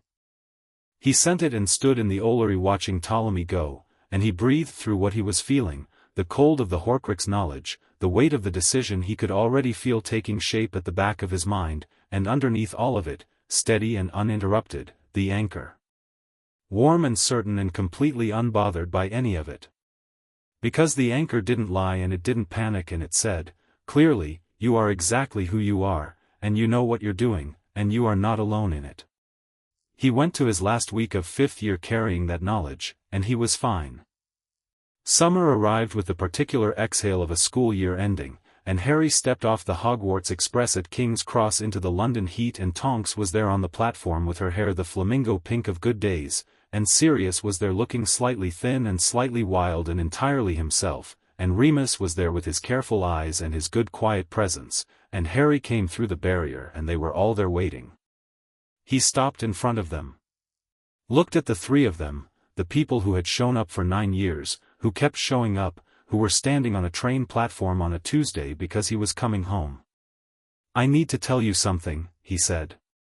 "You can tell us in the car," Tonks said. "I drove." "Why did you drive?" Sirius said. "We could have, I like driving," Tonks said. "It's faster."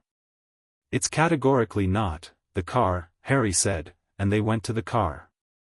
He told them everything on the A1 northbound, Tonks driving with the focused intensity she brought to roads, Sirius in the passenger seat and Remus next to Harry in the back, and he told them about the Horcrux, and the Soul Fragment, and the protection, and Dumbledore's theory. He told them plainly, the way he told them everything, and he watched their faces in the rearview mirror and in profile, and he did not look away from any of it. Tonks drove. Her hands on the wheel were the only version of her feelings available, knuckles tightening slightly, then releasing, then still. She didn't speak until he was done. "No," she said. "Tonks, that's my first response," she said. "I'm allowed a first response." "Yes," he said. A silence. The road moved under them. Sirius was looking at the dashboard with the expression of a man holding something very large and very sharp and being careful with it. Remus said, "The anchor." "Yes," Harry said. "I think the anchor changes the odds." "Dumbledore thinks so too." "Dumbledore thinks," Sirius said, very quietly, "and meanwhile we're talking about, he won't make this decision for me," Harry said. "He told me that directly. I'm telling it to you directly. This is my decision, and I'm not making it tonight, and I'm not making it without all the information, which I'm currently in the process of getting." He looked at Remus beside him. "Say the thing you're thinking." Remus looked at him.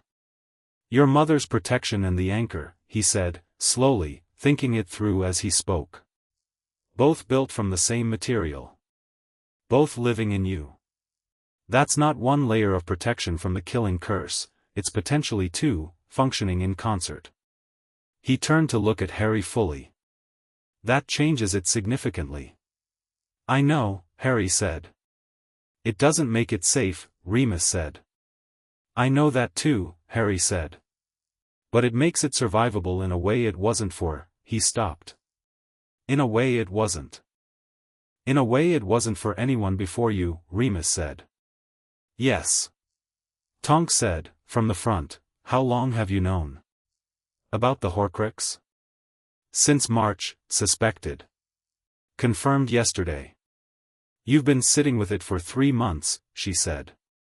"Yes." "And you didn't," she stopped. "Started again." "Right. Okay. You were verifying before reporting." "Yes," he said. "And I needed to think it through myself first. Before everyone else's feelings were in the room." She was quiet for a moment. He watched the set of her shoulders. Then she said, "That's the right call," and he heard what it cost her to say it. "I know it is," he said. "It's still hard," he added, because he knew she needed to hear that it wasn't effortless. She made a sound that was almost a laugh. "Yeah," she said. "That's the one."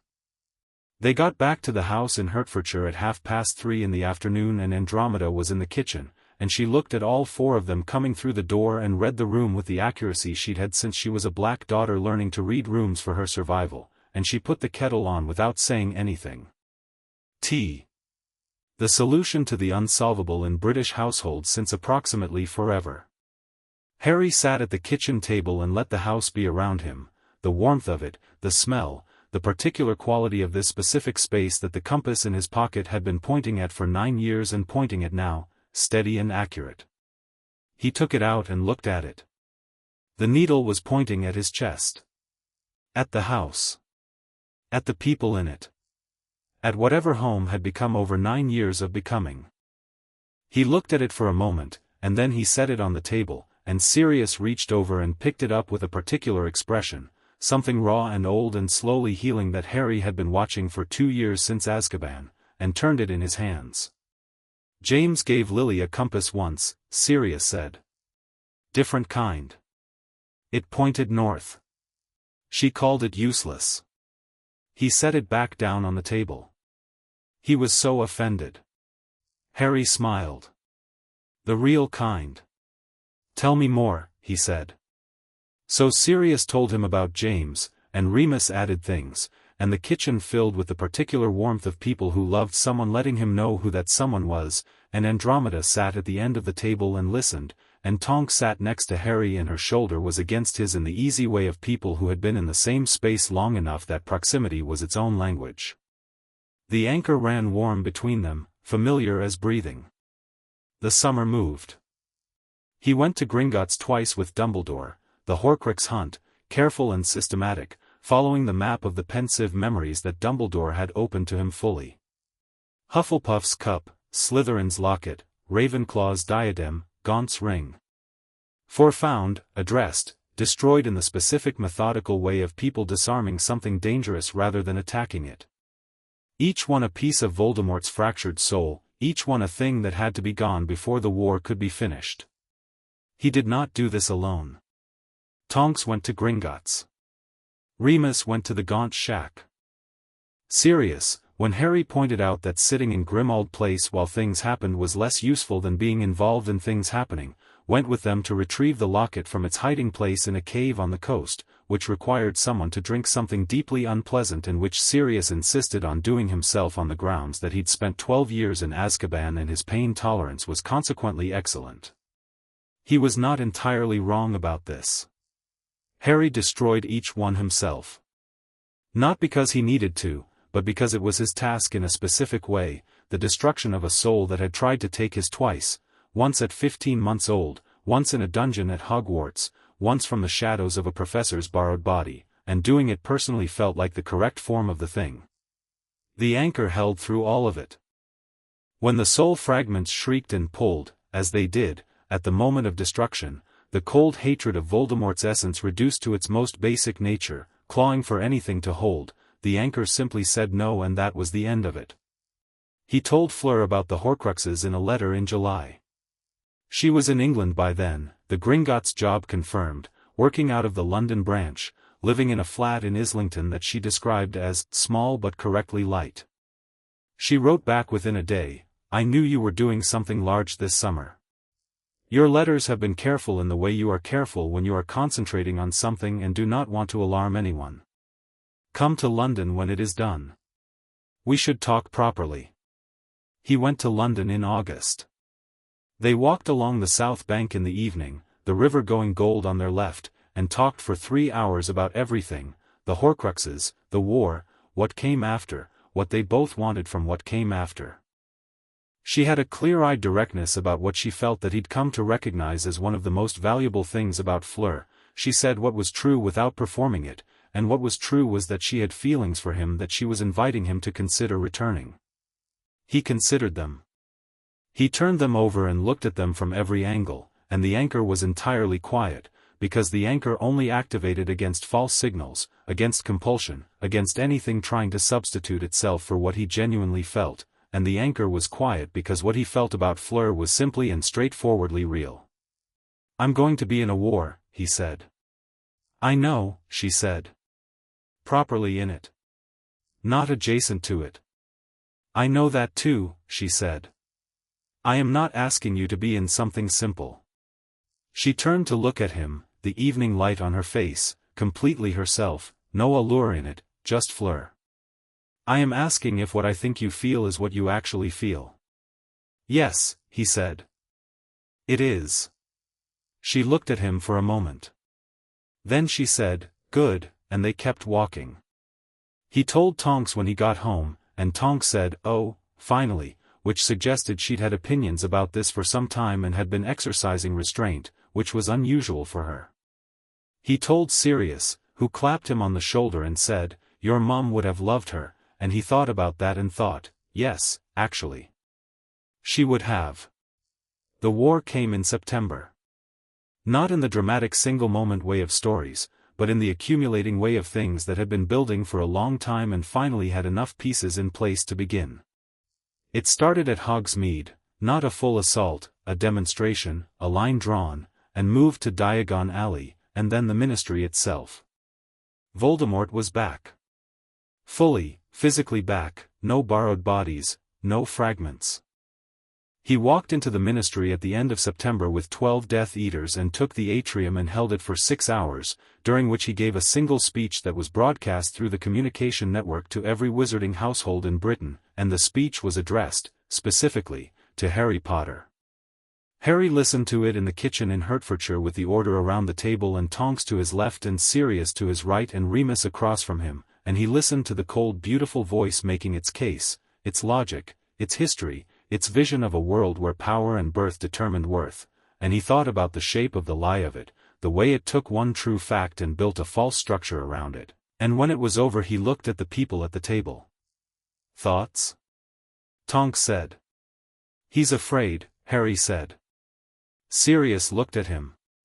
He doesn't sound afraid. He's announcing himself, Harry said. People who are winning don't announce. They move. He thought about the perimeter testing at Hogwarts last spring, the patience and intelligence of it, and compared it to the Ministry broadcast, which was none of those things. He's read the Horcrux losses. He knows we've been taking pieces off the board. He's making a show of power because the actual power is less than he wants people to think. He still has 12 Death Eaters in the atrium, Kingsley said, from down the table.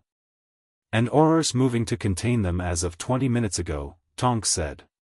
She had her communication mirror out, relaying information from colleagues in the field. He'll pull them back. The Ministry is a message, not a target. He takes it and then he lets it be retaken so everyone can see he was there. When he actually moves, Harry said, it'll be at Hogwarts. It's always been about Hogwarts. It's where I am. He felt the slight shift at the table, the weight of that, the specific discomfort of being in a room with people who loved you and knowing that the thing coming was coming at you specifically. He was comfortable with it in a way that he understood they weren't, and he didn't try to make them more comfortable with it because that would have been dishonest. We set the ground before he chooses it, Harry said. We don't wait for him to move. We draw him to a situation we've prepared. Dumbledore, at the head of the table, said quietly, you have something in mind. I've had something in mind since March, Harry said.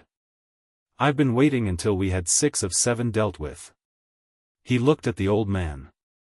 7 of 8 now. Dumbledore held his gaze. 7 of 8, he confirmed. I need 3 days to arrange it, Harry said. And I need everyone at the table to trust me to run it the way I need to run it. He looked around the table. At Tonks, who was already looking at him with the expression that had been making things possible for 9 years. At Sirius, who had survived the worst thing and was still here. At Remus, who had shown up to a kitchen table with cold tea because someone had needed him to. At Dumbledore, who had made mistakes and was trying. Okay, Tonks said. First.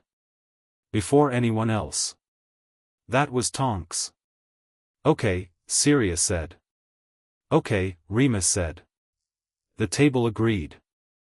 The 3 days passed in preparation and movement, the Order positioning itself, the DA summoned back, Fleur arriving from London with her wand and her particular focused calm and taking a place in the formation without being asked, which Harry thought he would remember for a very long time. He wrote 1 letter in those 3 days. He wrote it on the second night in the black notebook and tore it out and gave it to Ptolemy and told the owl where to go if things went the way he planned and also where to go if they didn't.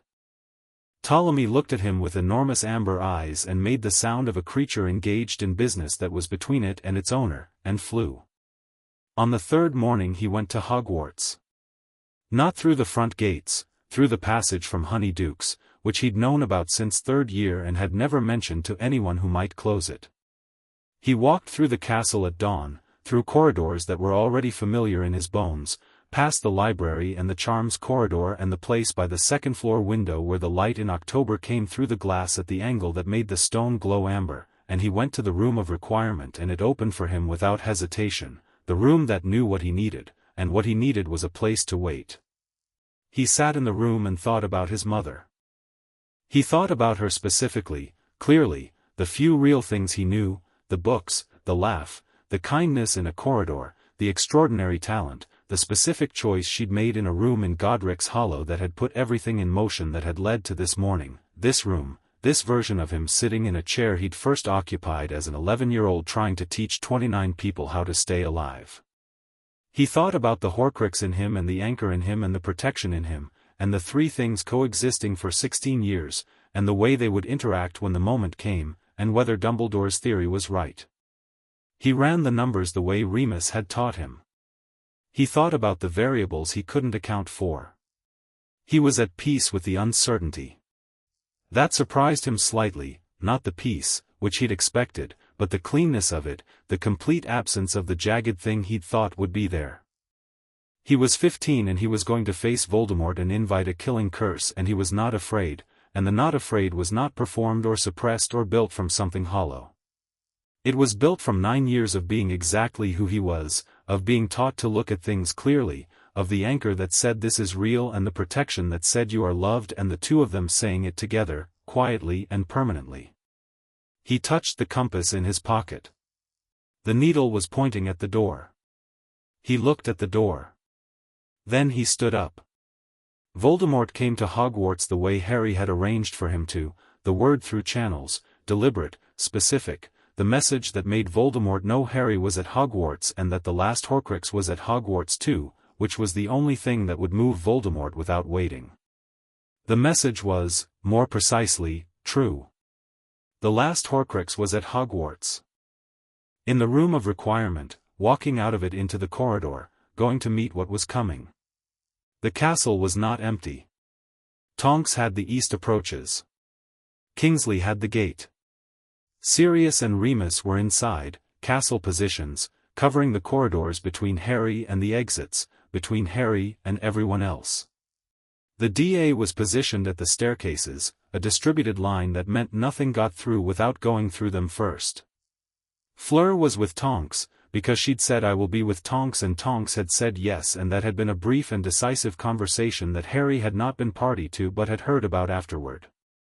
Harry was alone in the corridor outside the room of requirement, which was by design, when Voldemort came. He came with 6 Death Eaters and then stopped the Death Eaters with a raised hand because he wanted this to be what it was, the two of them, the prophecy, the end of the thing that had started with a choice in a cottage in Godric's Hollow. He was tall, pale white, with red eyes and the presence of something that had been wrong for a very long time and knew it and had stopped caring. He looked at Harry with the absolute focus of a man who had been thinking about this moment for 16 years. "Harry Potter," he said. "Tom Riddle," Harry said. The red eyes narrowed. "You know that name." "I know everything about you," Harry said. "Dumbledore showed me the pensieve. I know the orphanage, the school, the cave, the diary. I know what you built and what you broke to build it." He looked at him directly, the way he looked at everything. 7 Horcruxes. 6 gone. The 7th is the one you've always known about but couldn't bring yourself to face. Something moved in Voldemort's face. Not fear, something more complicated than fear, the way nothing in him was uncomplicated. He raised his wand. "Avada Kedavra," he said. Harry did not move. He did not raise his wand. He stood in the corridor of Hogwarts at 15 years old and he let the curse come, because this was the decision he'd made with all the information and full clarity and the anchor steady in his chest, and the green light came toward him and hit him and, white. Not darkness. White, warm, with the quality of something that had no sound. He heard, or felt, or simply knew, his mother's voice saying his name. Just his name. The way you said someone's name when you loved them and they were all right. He opened his eyes on the floor of the corridor. He was alive. He knew it because his hands hurt where they'd caught him on the stone, and pain was specific to the living, and the anchor was warm and constant and completely undisturbed, and his mother's protection and the anchor's certainty had done what Dumbledore's theory had said they would do, held the soul fragment separate, absorbed the curse into the thing it was aimed at, left the host breathing and intact and staring at the ceiling of Hogwarts with two scraped palms. He got up. Voldemort was at the far end of the corridor, and he was less reduced, the fragment gone, whatever had been sustained by its presence suddenly absent, and in the absence was what was left, a man who had spent his entire life running from death and had arrived at a version of himself with nothing left to defend. The red eyes looked at Harry with something Harry had never seen in them before. Something almost human. "How?" Voldemort said. "My mother," Harry said. "And someone who loved me when I was 6 years old." He raised his wand. "You have nothing left. The Horcruxes are gone, the fragment is gone, and you're what's left. Just Tom Riddle, afraid of dying, always afraid of dying." "You won't, I won't kill you," Harry said. "That's not what this is." He looked at him steadily. "Expelliarmus." The Elder Wand left Voldemort's hand. Simply. Without drama. And what remained was a man who had destroyed himself in every way that mattered and was now present for the physical conclusion of it, and Harry held the wand and looked at Tom Riddle and thought about orphanages and fear and what cruelty built from those things, and he called for the order, and they came. Voldemort was taken into custody by Kingsley Shacklebolt at 7:43 in the morning, which was an extremely anticlimactic time for the end of a war, but that was how things went when you prepared properly. The castle was loud for a very long time after that. People coming in from positions, voices, someone crying, someone else cheering, the particular overwhelming noise of relief finding its shape in a crowd. Harry stood in the corridor alone for a few minutes and let it happen around him, holding the Elder Wand that he was going to destroy the first chance he got, and breathing. Tonks found him there. She came around the corner with Fleur behind her and she looked at him, the full assessment, head to toe, and then his face, and whatever she found was enough, because the assessment finished and what was left was just Tonks, walking toward him and pulling him into a proper hug that had nothing brief about it. He held on. Felt the anchor warm between them, familiar and constant and home. "You're all right," she said, into his hair. Not a question. A confirmation. "Yes," he said. She held on another moment. Then she said, muffled, "I was so angry the whole time." "I know," he said. "I filed 17 incident reports in my head while you were doing whatever you were doing. I know that too." She laughed, the full warm cracked at the edges laugh of someone running on adrenaline and relief in roughly equal measure. She pulled back and looked at him and her eyes were very bright, and his were probably similarly, and neither of them said anything about that because they didn't need to. Fleur was behind her, composed and watching, and she looked at Harry with her clear direct gaze and said, "You did what you said you would do." "Yes," he said. "I did not doubt it," she said. "But I am glad it's over." "Same," he said. Remus arrived next, and Sirius, and they stood in the corridor in the noise of the castle and Sirius looked at Harry and said, "James would have had something brilliant to say right now," and Remus said, "He would have ruined it completely," and Sirius laughed, and Remus laughed, and Harry laughed, and that was the right sound for it, not triumph, just the clean uncomplicated joy of people who were alive and together and on the right side of something very large. He found Neville in the great hall, sitting on the steps of the dais with the specific quality of someone who had just come through something and was letting it settle. Harry sat down next to him. Neville looked at his hands for a moment, then at Harry. "It's over," Neville said. "Yes," Harry said. "How does it feel?" Harry thought about it honestly. "Strange," he said. "Like a noise that's been in the background for so long you stopped hearing it, and now it's gone and the quiet is louder than the noise was." Neville sat with that. "Yeah," he said. "Exactly that." He looked at Harry. "What happens now?" "Everything else," Harry said. He meant it. Everything else, the rebuilding, the trials, Sirius's formal exoneration now that Pettigrew had been found and taken, the question of what Harry himself would do now that the thing he'd been building toward for 9 years was finished. He had thoughts about that. About Auror training, which Tonks had been making a case for since he was 12, and which felt right in the way that things felt right when they aligned with what you actually were rather than what circumstances required. About Fleur, and what was beginning there, and what he wanted it to become. About Hogwarts, and whether he came back for 7th year, and the part of him that thought yes because he wanted the time, the actual time, to be somewhere and learn things and be young in the way he hadn't entirely been. About the compass in his pocket, which had pointed home for 9 years and would keep pointing, because home was not a fixed point, it was the people in it, and the people were going to be fine. He took it out and looked at it. The needle pointed at his chest. At Neville beside him. At Tonks across the hall. At Sirius and Remus near the door. At Fleur watching from the far wall with the slight smile she had when she was deciding whether to be pleased about something. He closed his hand around it.